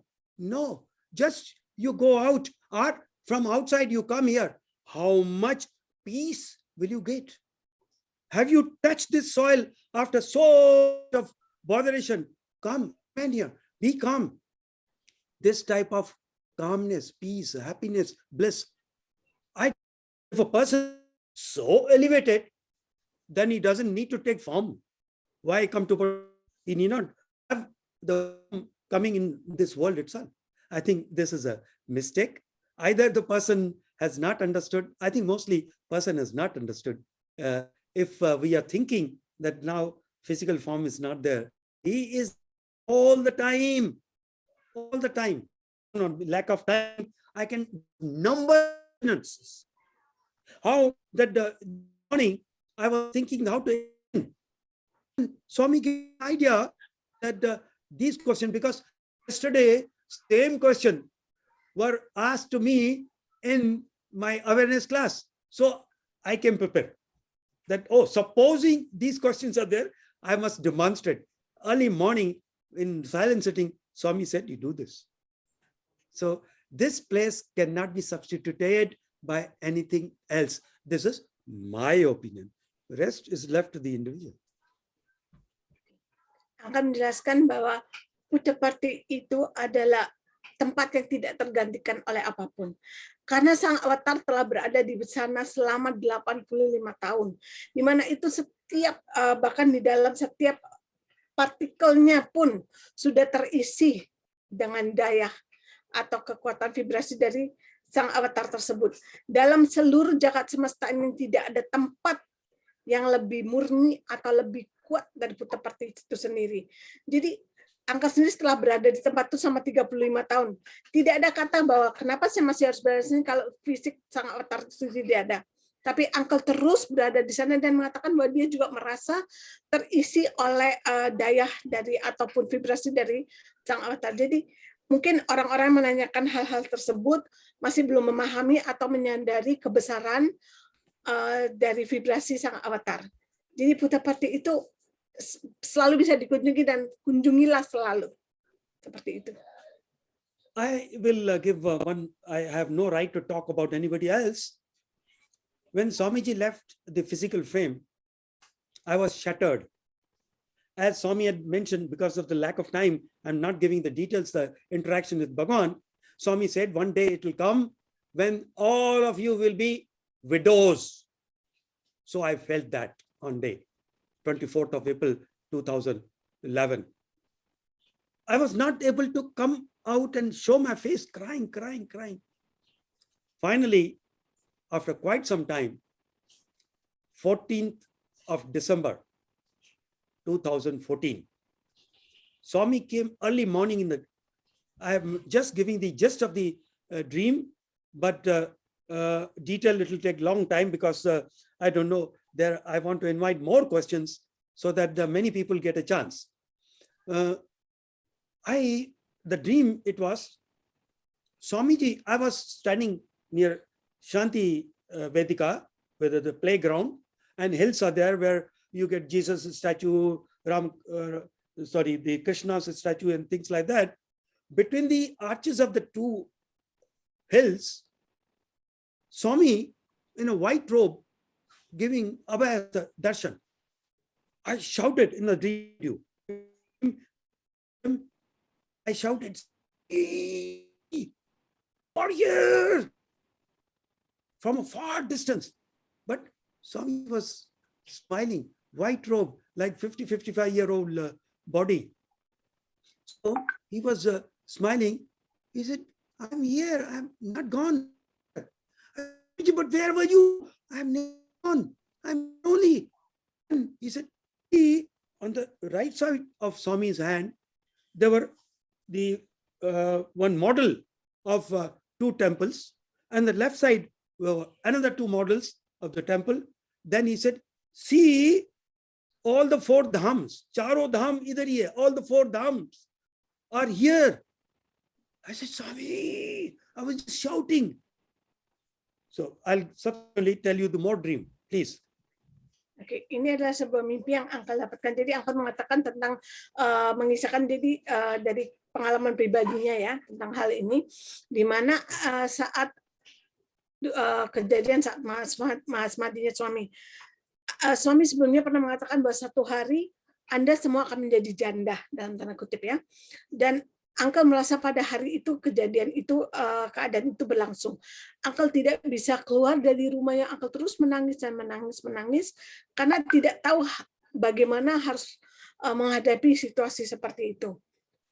Dan lalu pada tanggal 14 Desember 2014, Uncle mendapatkan sebuah mimpi pada pagi hari, di mana itu di stadium di Shanti Vedika antara patung Krishna dan patung Yesus di sana. Uncle melihat suami dan Uncle berada di kejauhan dan Uncle berteriak suami. Suami memakai jubah putihnya ya. Di situ Uncle melihat itu dan kau kemana suami? Kau kemana? Suami mengatakan aku di sini. Dan di sebelah kanan suami ada 2 temple atau 2 mandir. Di sebelahnya kirinya juga ada. Bang lihat ini adalah keempat dham itu atau mandir tuh. Semuanya ada di sini. Aku di sini. Aku tidak kemana-mana. Uncle kemudian berteriak kembali, suami, gitu. Yes, Uncle. Then the desire came there. I said, Swamiji, you are there for time, Swami. I can go and my wife. He said, okay. I, in my dream, went running to my same house and told my dream. I told my wife, she was sleeping, that come on, Swami has come to give darshan. Both of us, we ran back and went and stood there. And same place, when I see Swami was not there, I started crying. Swami, you went away. Then Swami said, hey, pagal, madcap, I'm here only. Trees coming in between. Turn towards right and you'll be able to see me. So both of us, we turned and again Swami, both the abayas, the white robe, and again I shouted, Swamiji, where were you? He said, see, I am here only. I have never gone. And he said, see, charo dham idhar hi hai. All the 4 dhams are here. And there is no need to go anywhere else. I said, Swamiji, now every day you will give darshan like this? He said, yes, I'm here only. I said, but Swami, there are so many people don't even know you're giving darshan. He said, yes, whomsoever I will, that person will get darshan, not otherwise. I said, wow, Swami. So when I did that, I spread my, as if I'm going to embarrass Swami. I just wanted to hug him.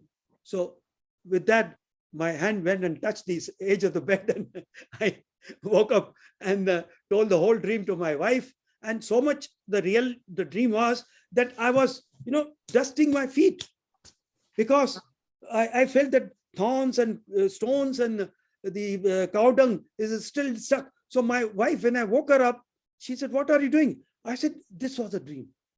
She said, but still you are doing it. I said, yeah, still I feel that I just ran with you. Yeah. Okay. Di situ kemudian saat itu Uncle mengatakan pada suami, Anda berada di sini kan masih, boleh nggak saya panggil istri saya, ajak istri saya untuk mendapatkan darshan Anda? Dia boleh panggil. Uncle lari dari stadium menuju rumahnya yang berada dalam Shanti Nilayam. Lari gitu dan membangunkan istrinya. Saat sana dia melihat istrinya tidur. Bangun suami memberikan darshan dan mereka berdua kembali lari ke stadion. Di tempat yang sama itu mereka melihat loh, kok sudah nggak ada. Terus Uncle berteriak, suami kamu kemana? Katanya mau memberikan darshan kemana? Dan saya mengatakan, saya masih ada tetap di sini. Kamu tuh gimana sih? Coba lihat ke arah sini. Jadi arahkan, dan kemarin mereka bergeser dan melihat ke sebelah satunya lagi, ternyata suami ada di sana dan memberikan darshannya dengan dua tangannya, memberikan berkah atau rahmatnya ya. Lihat, saya ada di sini, saya nggak kemana-mana. Charodham itu ya, yang dalam bahasa Hindi itu berarti sekelilingnya itu adalah mandir-mandir, itu ada di sini, tidak perlu kemana-mana, berada di sini saja. Terus angkat berkata, jadi setiap hari kami akan mendapatkan darshan seperti ini. Dia bilang, ya saya di sini sendiri.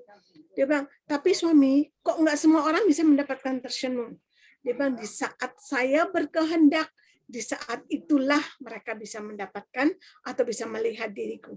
Tapi saya tetap berada di sini. Saya tidak kemana-mana.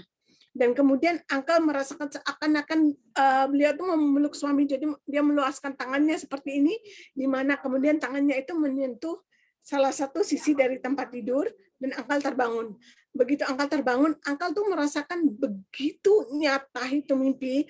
Uncle duduk dan membersihkan kakinya sambil membangunkan istrinya.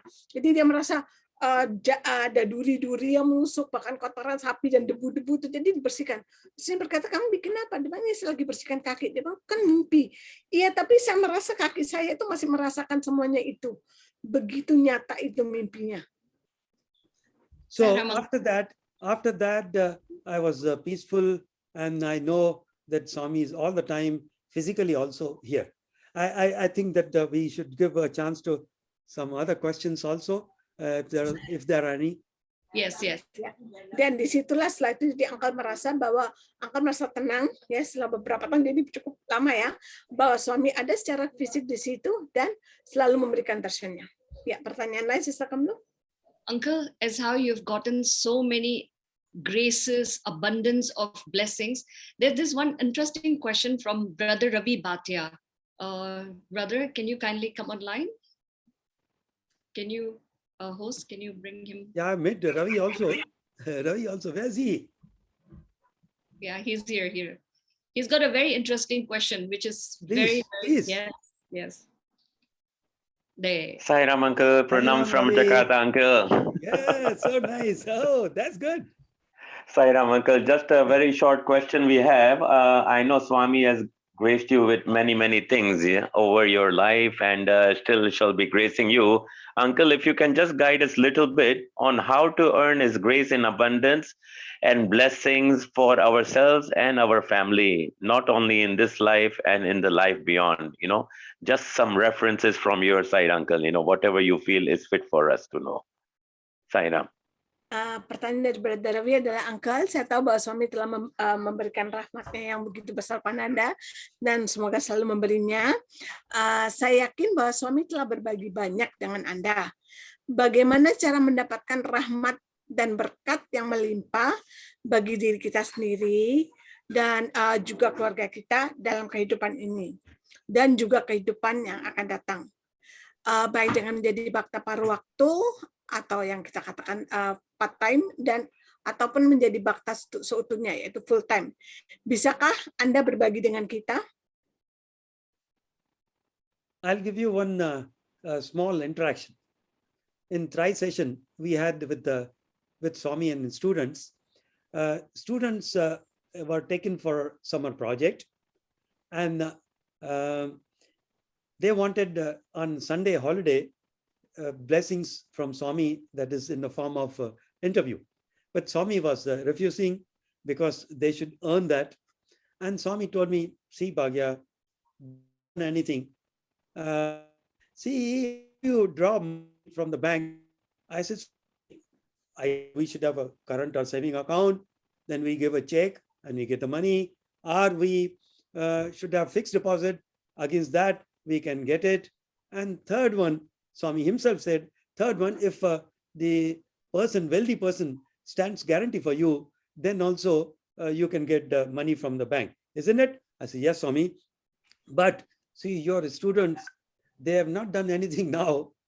They are not doing good karmas, and they don't have a past bank balance, a spiritual bank balance, and nobody wants to stand guarantee for them. How can I give them the grace of interacting with them?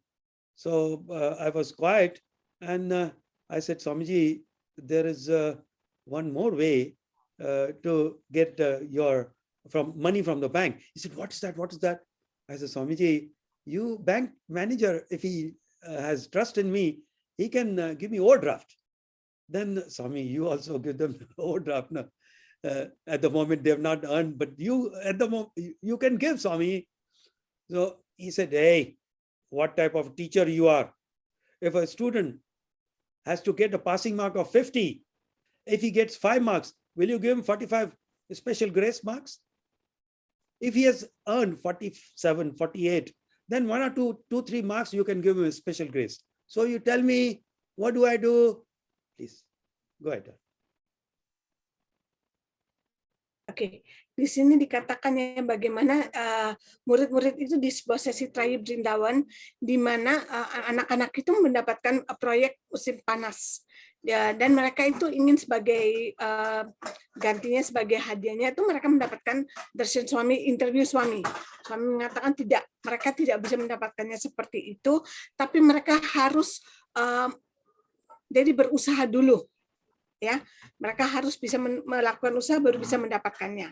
Lalu suami berkata pada Profesor Bhagia, coba bagaimana ya kalau kamu nggak punya uang di bank, bisa nggak bagaimana cara mendapatkan uang dari bank? Jadi kalau uang itu ada, baru kamu bisa menariknya kan? Iya. Kalau nggak bagaimana? Mas suami, kalau kita memang punya tabungan baru kita bisa menarik, atau kalau kita mempunyai deposito, kita bisa mencairkannya, atau tidak juga kalau kita memiliki seorang yang kita kenal yang bisa menjadi jaminan, kita bisa mendapatkan pinjaman. Itu adalah caranya. Ya seperti itu. Nah, terus gimana lagi cara mendapatkannya kalau tidak seperti itu? Lalu angkat berkata ada yang dinamakan overdraft gitu. Jadi kita bisa semacam pinjaman ya. Kalau kita kenal dengan orang, mungkin manajer banknya atau siapa pemiliknya. Jadi benar-benar kenal dengan orang dekat yang bisa memberikan kita pinjaman dulu ya. Nah, suami katakan, kok bisa bicara seperti itu? Sekarang sebagai seorang guru, kalau muridnya mendapatkan nilai 5, bisakah dibantu dengan nilai 45 supaya mendapatkan nilai pas-pasannya, jadi dia bisa lulus? Kalau nilainya 47 atau 48, mungkin dengan 2-3 nilai kita bisa membantu anak itu, supaya anak itu bisa mencapai nilai pas-pasan supaya dia bisa lulus. Tapi kalau nilainya cuma 5, bagaimana kita bisa memberikan nilai setinggi atau bisa membantunya dengan nilai 45? So, then I said, Swamiji, they are praying that you please give us. He said, this all are part-time devotees. They pray when they have a problem, and I give them. See, in your company, how many types of employees were there? I said, Swami, there were 2 types, basically, the part-time and the full-time. For part-time devotees, part-time employees, Swami asked me, what were you giving them? I said, Swami, wages according to how much they have worked. And to the full-time employees, I said, Swamiji, for full-time employees, there is a salary every month. Then there is a TAD allowances. There is also pension, which will be helpful to them after they leave this company or when they retire. He said, yes, I am also a spiritual bank manager. So this is all part-time devotion. Part-time devotion, whatever you ask, I give you. You have to be full-time devotees. I said, Swami, how? He said, full-time devotees, full-time devotion is easier than a part-time. I said, how, Swami? He said, maintain equanimity under all the circumstances, all the time. That is full-time devotion. When you do that, you will get not only your salary, that means whatever you want will be given to you, plus you get nearness, dearness allowance. Also, I'll give you pension. What is that pension? That is a special grace. When you leave from this world or this life, that grace will help you to earn or do better even after that also. Ya, jadi sekarang dikatakan, jadi di sini sebagai seorang bhakta itu bagaimana ya? Mereka itu jadi sorry ya. Oke. Katakan anak-anak ini pun memohon untuk mendapatkan rahmat dari suami atau interview dari suami tersebut. Suami mengatakan mereka hanya part time devotees, yaitu di bakta yang paruh waktu, bukan full time. Nah, kemudian akan mengatakan tapi suami mereka sangat ingin. Dia bilang oke, coba sekarang Kak, waktu ketika kami kerja ada beberapa jenis pekerja yang ada di kantormu atau di perusahaanmu. Ada 2, yang paruh waktu dan juga yang sepenuhnya. Nah, bagaimana dengan pemberian? Jadi kita cara memberikan gaji pada mereka. Di bank yang paruh waktu, mereka itu mendapatkan upah, yaitu mereka selama jam mereka bekerja, di situ mereka mendapatkan beberapa jadi sama seperti kalau mereka kerja 3 jam, 3 jam, 4 jam, 4 jam, jadi seperti itu. Sedangkan kalau suami bertanya, lalu bagaimana dengan yang bekerja sepenuh waktunya? Mereka mendapatkan gaji, insentif, dan juga pada masanya mereka akan mendapatkan pensiunan. Nah, sama dengan saya. Jadi kalau kamu bekerja atau menjadi seorang bakta yang seutuhnya akan mendapatkan gaji plus bonus atau insentif, ya, yaitu kedekatan dan bisa menjadi seseorang yang selalu berada dalam hati suami, dan juga akan mendapatkan pensiun. Jadi di masa-masanya ketika dibutuhkan itu ada langsung dengan itu. Sedangkan kalau kita paruh waktu, ya waktu di mana kita dapat, ya sudah seperti itu juga dapatnya. Seperti itu rahmatnya, seperti itu berkatnya. Karena kita pun hanya melakukannya hanya separuh waktu. Yes, any other question? Because time is running short. Ravi, I would have given you much more.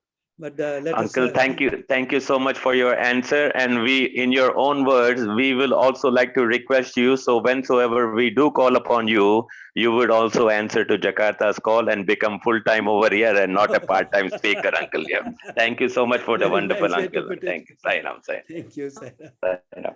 Yeah, I any other totally question? agree with you, Brother Ravi. I totally agree with you. Uncle, yes, due to time constraint, we have Yeah. many questions actually that have sent me directly, but we'll just keep it to the last one question because of the time. We have Brother Ananda with his very good question too. Brother Ananda, can you kindly on his camera, host?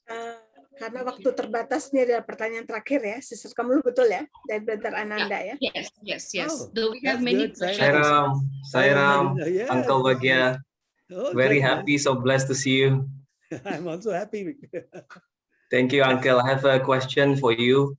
According to your experience, can you give us a few tips, uncles, what we should do that can make us happy and make God happy too? Thank you, Uncle. Very good question. Very good question. Pertanyaan dari Brother Ananda, ada pertanyaan terakhir. Kami mohon maaf karena begitu banyak pertanyaan, tapi waktunya sangat terbatas. Jadi menurut pengalaman yang Anda selama ini, ya, bisakah Anda memberikan sebuah tip apa yang harus kita lakukan untuk membuat kita dan juga Tuhan bahagia? Sekali lagi, berdasarkan pengalaman Anda. It's a wonderful question. See, everybody wants to be happy, but we do not know where our permanent, long-lasting happiness lies. True happiness comes from union with Lord.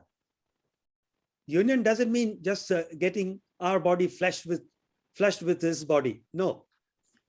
Union with God means seeing God in myself and God in everyone.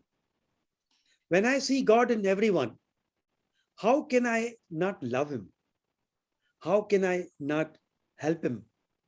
How can I cheat Him if I see myself, my God, myself with a capital S, and divinity in Him? So that is the fundamental key. If you want to be happy always, first make yourself happy. And that happiness will come only when you have, through your sadhana, through your good karma, through your japa, dhyana, whatever may be, or the devotion, you have purified yourself. God, which is already there, you have touched Him. Then you will be always happy. With that, automatically your love will flow. Love is the key. Pure love, selfless love, changeless, unconditional, fearless love. That is the key. In fact, once in my presence, some overseas devotees asked Swami, how can we make you happy? Then he gave a very good formula. Happy, happy, happy. You be happy. Make others happy. Then Swami is happy. That is easy formula. Please. Okay. Jadi azasnya adalah, fundamentalnya adalah kalau mau jadi bahagia harus membuat diri sendiri bahagia dulu. Itu adalah kuncinya, ya. Dan kalau kita membuat diri kita benar-benar bahagia dan merasakan kebahagiaan itu, otomatis kasih sayang akan mengalir dari kita. Kasih sayang kembali, kasih sayang adalah kuncinya dari ini. Ya, kasih sayang tanpa pamrih, yang selalu kekal dan yang selalu tanpa takut itu. Jadi itu harus kita terapkan dengan menjadi bahagia, dan kasih sayang ini yang kuncinya itu kita pun salurkan pada orang lain. Ketika itu ada seorang bakta yang bertanya ya di depan Uncle, bakta luar negeri, Swami, bagaimana caranya membuat Anda bahagia? Swami berkata, gampang kok. Yang happy, bahagia, buat diri kamu bahagia. Dengan itu kamu akan membuat yang lain bahagia. Dengan itu suami pun akan menjadi bahagia. Jadi kuncinya di situ. Buat diri kita bahagia, jadikan diri kita bahagia, dan semuanya akan menjadi bahagia. Sarah, Uncle, sorry I intervene you. Uncle, remember you shared with me the story about one American who come to Swami all the way run in Vrindavan, where Swami also explained to Narasimha Murthy that you only know me little bit, not like a full handkerchief. And Narasimha Murthy said, we want to know all about you, Swami. And Swami give one mantra to Narasimha Murthy. Can you share with us this mantra, Uncle? Yeah. Sairam. It's a wonderful, Okay. good that you remember it. Uncle. Sorry, Uncle, I'll translate first. Oh, yeah. Ya, sorry. Oke, Brother Dinesh tadi bilang memohon maaf untuk memotong karena Brother Dinesh teringat sesuatu yang Uncle pernah janjikan untuk dibagikan, yaitu di suatu ketika di mana ada seorang bakta dari Amerika yang mendapatkan sebuah mantra dari Swami Ed, ya, di mana ini Swami menjelaskannya dengan memegang sapu tangan, ya, di mana ujungnya itu dipegang oleh Swami ini mengatakan bahwa Narasimha Rao, kamu hanya tahu saya segini, kamu tidak tahu saya seutuhnya. Nah, bagaimana untuk tahu ini, gitu. Nah, Swami kemudian, Narasimha Rao, Swami tolong jelaskan supaya kita tahu seutuhnya itu apa. Dan kemudian Swami menjawabnya dan juga memberi mantra pada mereka. Adalah pertama kalinya saat itu, ya. Yes, Uncle. It so happened, I'll narrate that incident very vividly. I remember it was 2005, and once the person, a scientist, had from USA, he had seen the vision of Swami in the sky. So he didn't know anything before that, and he, after getting the detailed information, he landed in Vrindavan, and Swami was informed about him, and Swami allowed this gentleman to speak. That what did you see? Then he told the students and teachers sitting there in Trai, he said, boys, don't waste your time in trying to find out here, there, nothing, everything is dust. You will find everything with Swami. Pay attention to Swami. He'll give you everything. All your problems and all your goal of life will be completed if you pay attention to him and his teachings. Yes, please. Okay. Ini ada seorang saintis atau ilmuwan yang datang dari Amerika dan kemudian diberi kesempatan untuk mengadakan pembicaraan di Vrindavan situ. Dan orang itu berbilang pada murid-murid bahwa boys, kamu tuh tidak perlu melihat ke sana kemari, tidak ada gunanya. Karena saintis ini telah sebenarnya mendapatkan darshan dari darshan Swami, yaitu di seluruh jagat. Jadi di seluruh angkasa gitu dia melihat Swami.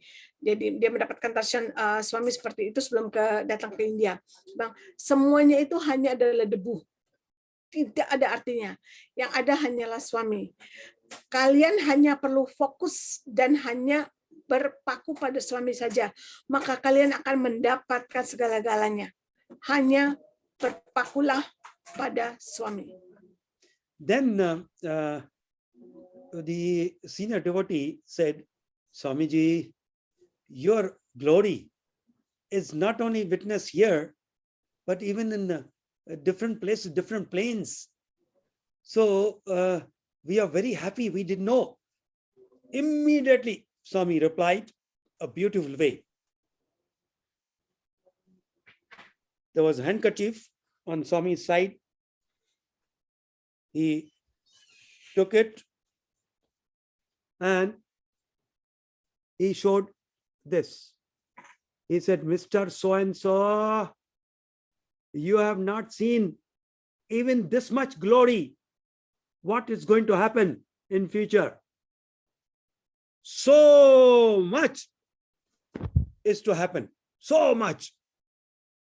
Then this devotee asked Swami, we want to witness that glory. Please. Swami said, no. That's not easy. For that, you have to do a lot of sadhana. Swami, we are prepared to do any sadhana you tell us. You want to do sadhana? Remember, Sai Baba is God. I was surprised. Is this sadhana? We know, Swami, you are God. But today, how many of us really with a full conviction, we know that Swami is God, He's omnipresent, omniscient, omnipotent. And He's all the time there. He knows everything about everyone. How many of us we know? That statement 2005, what Bhagavan gave, very much valid even now. Jadi kejadian ini pada tahun 2005 ya. Jadi mereka mengatakan bahwa Swami, Anda tuh benar-benar Anda benar-benar mulia, benar-benar besar. Bahwa kita bisa melihat Anda di semua tempat, bahkan di level yang berbeda pun kita bisa melihat Anda. Lalu Swami mengatakan, oke, seperti itu. Dan Swami mengambil sapu tangan seperti tadi itu dan menutup.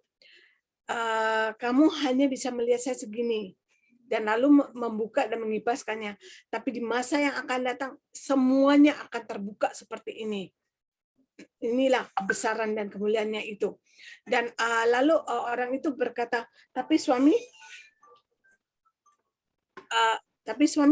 bagaimana ini bisa terjadi? Bagaimana kita bisa menyaksikan kebesaran itu semua, Swami?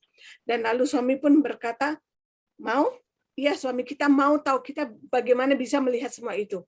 Hanya dengan melakukan sebuah sadhana. Ya, Swami, kita mau melakukan sadhana itu. Benar mau melakukan sadhana itu? Ya.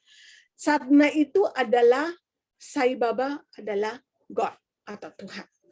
Nah, apa bingung? Swami, kita semua tahu bahwa Sai Baba itu adalah Tuhan. Terus, nah, tapi sampai sekarang siapa yang benar-benar yakin, seyakin-yakinnya 100% secara yakin sedalam-dalamnya bahwa Sai Baba itu hadir dimanapun, maha pengasih, maha penyayang, maha pengampun, maha segala-galanya. Benar-benar tanpa bisa digoyahkan apapun itu dan kejadian apapun. Benar-benar meyakini dan menjalankannya dan menerapkannya sampai saat ini. Siapa? Itulah sadhananya. Yes, any more questions from anybody else, or depending upon how much time do we have? Well, Uncle, we have few more questions, but due to time constraint, we cannot continue with the questions. Forgive us. So yes, definitely, we probably will have another session some other time.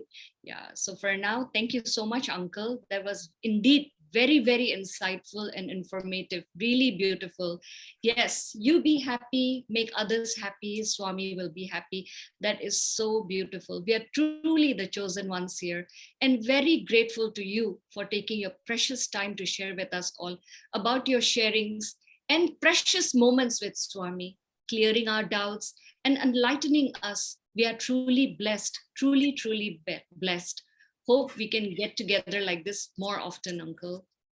Thank you very much. In fact, I should be thanking you. You allowed me to sanctify this time. I always enjoy, I recall that those memories and remain in bliss when you put the questions like this.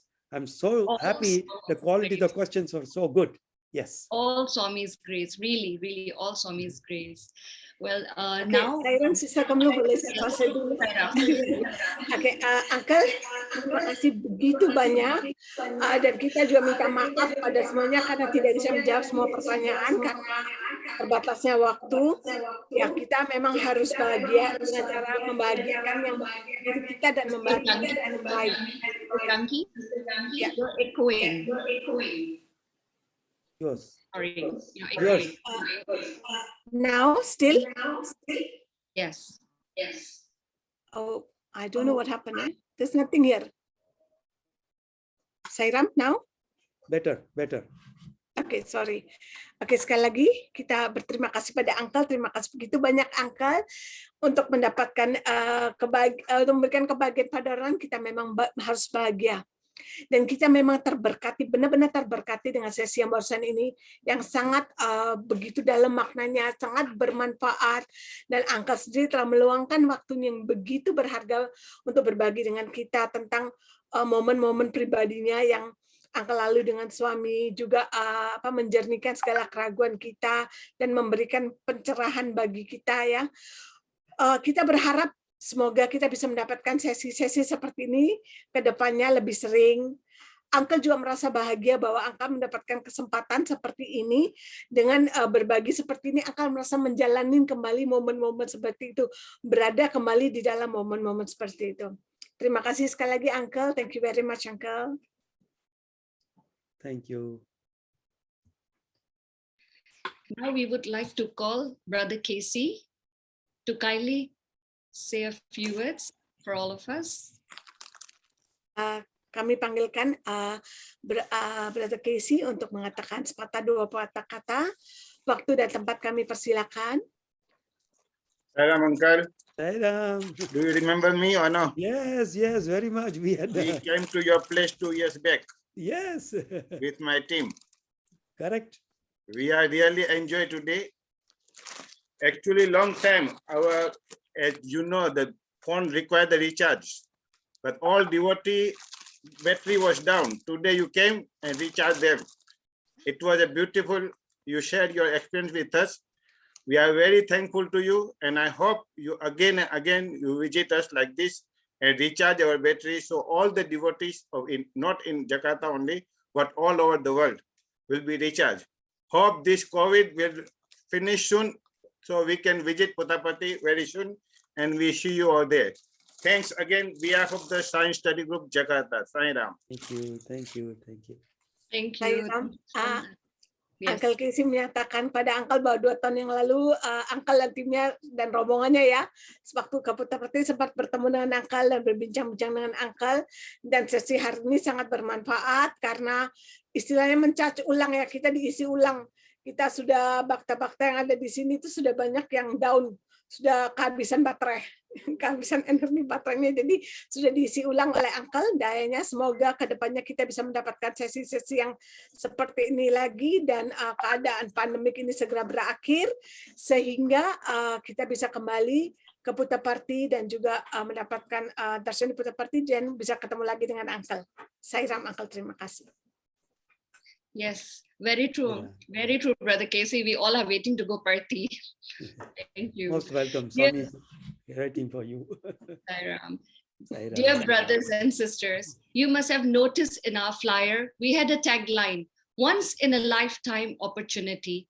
We are sure that everybody wants to have a happy and beautiful life along with our family in this life and beyond too.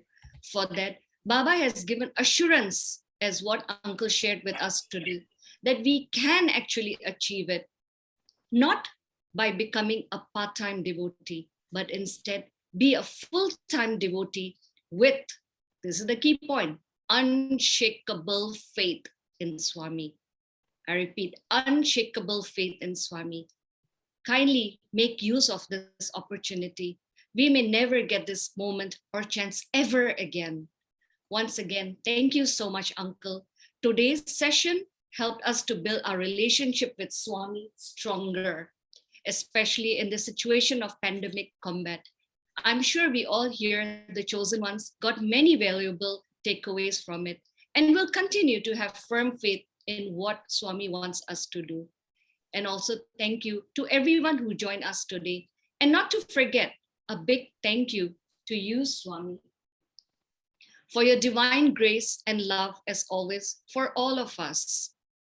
Om Sri Sai Ram. And don't forget giving thanks to my boys. So many of them, they help me. Please, Yes. please. Yes. So many of them. They always help me. Thank you. Sai Ram, Brother Bishu. Brother Bishu, can I see you once again? Yes. Sai Ram. The session was supposed to be only 1.5 hours. We have gone beyond the time. Thank you so much for being with us. May Swami bless you. May Swami bless you. And hopefully we can do more and more in the near future, especially one before Swami's birthday. Okay. Thank you. Sai Ram. Okay. Truly, thank you, Radio Sai team. Thank you. Sister Janki. Ya, brothers and sisters, tentunya telah memperhatikan di flyer ada sebuah tagline ya yang menyatakan once in a lifetime opportunity, kesempatan sekali dalam seumur hidup. Kami yakin bahwa semua orang ingin menjalani hidup yang indah dan bahagia bersama dengan keluarga dalam kehidupan ini dan selanjutnya. Untuk itu, Bapak telah memberikan jaminan sebagaimana Uncle bagikan pada kami pada hari ini, bahwa kami sebenarnya bisa mencapainya dengan tidak menjadi bakta paruh waktu, namun melainkan bakta seutuhnya, dengan keyakinan yang tak tergoyahkan pada Swami. Mohon pergunakan kesempatan ini. Bisa jadi kita tidak bisa mendapatkan kesempatan atau momen seperti ini lagi.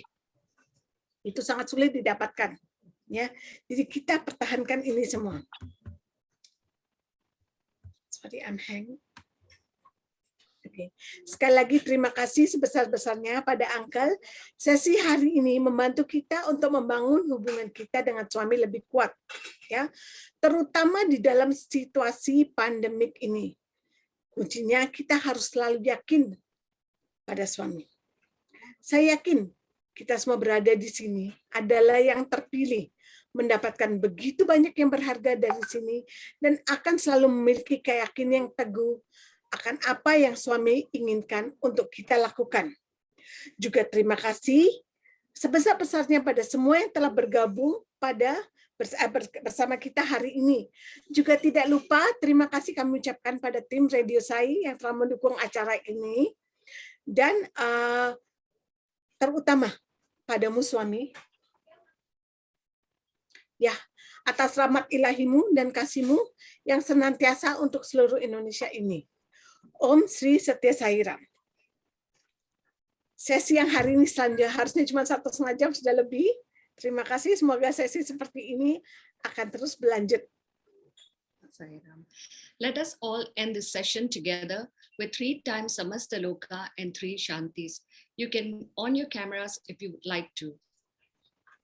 Mari kita menutup sesi hari ini dengan melantunkan Om 1 kali dan Semesta Loka 3 kali dan Shanti 3 kali. Ya, Anda bisa membuka video Anda jika Anda ingin berkenan kamera Anda.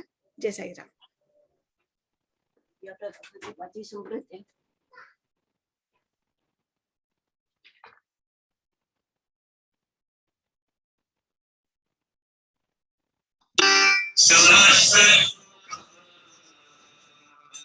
Sukino bhavantu samastaro sukino bhavantu samastaro sukino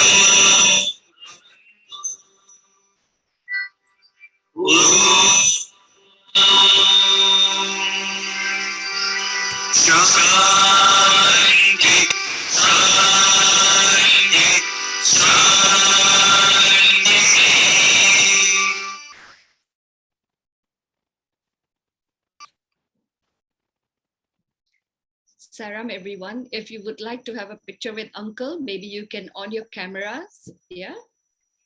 Once again, thank you everyone for joining us. Forgive us for any shortcomings from our side. Thank you, Sairam. Sekali lagi terima kasih semuanya telah bergabung dengan kita. Mohon maaf jika ada kesalahan-kesalahan secara teknis ya, maupun kesalahan yang tidak kami sengaja. Terima kasih.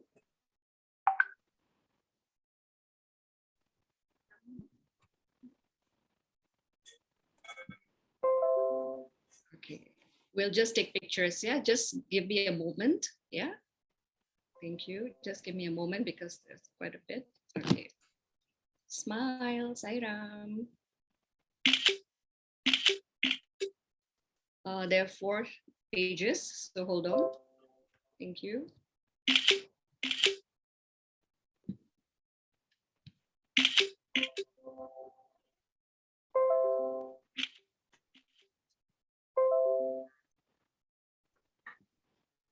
Okay, thank you. Thank you so much, everyone, for joining us. Thank you. Baba bless everyone. Thank you, Uncle. Thank you, Uncle. Sairam. Sairam. Terima kasih semuanya telah bergabung pada kita. Baba bless semuanya. Sairam.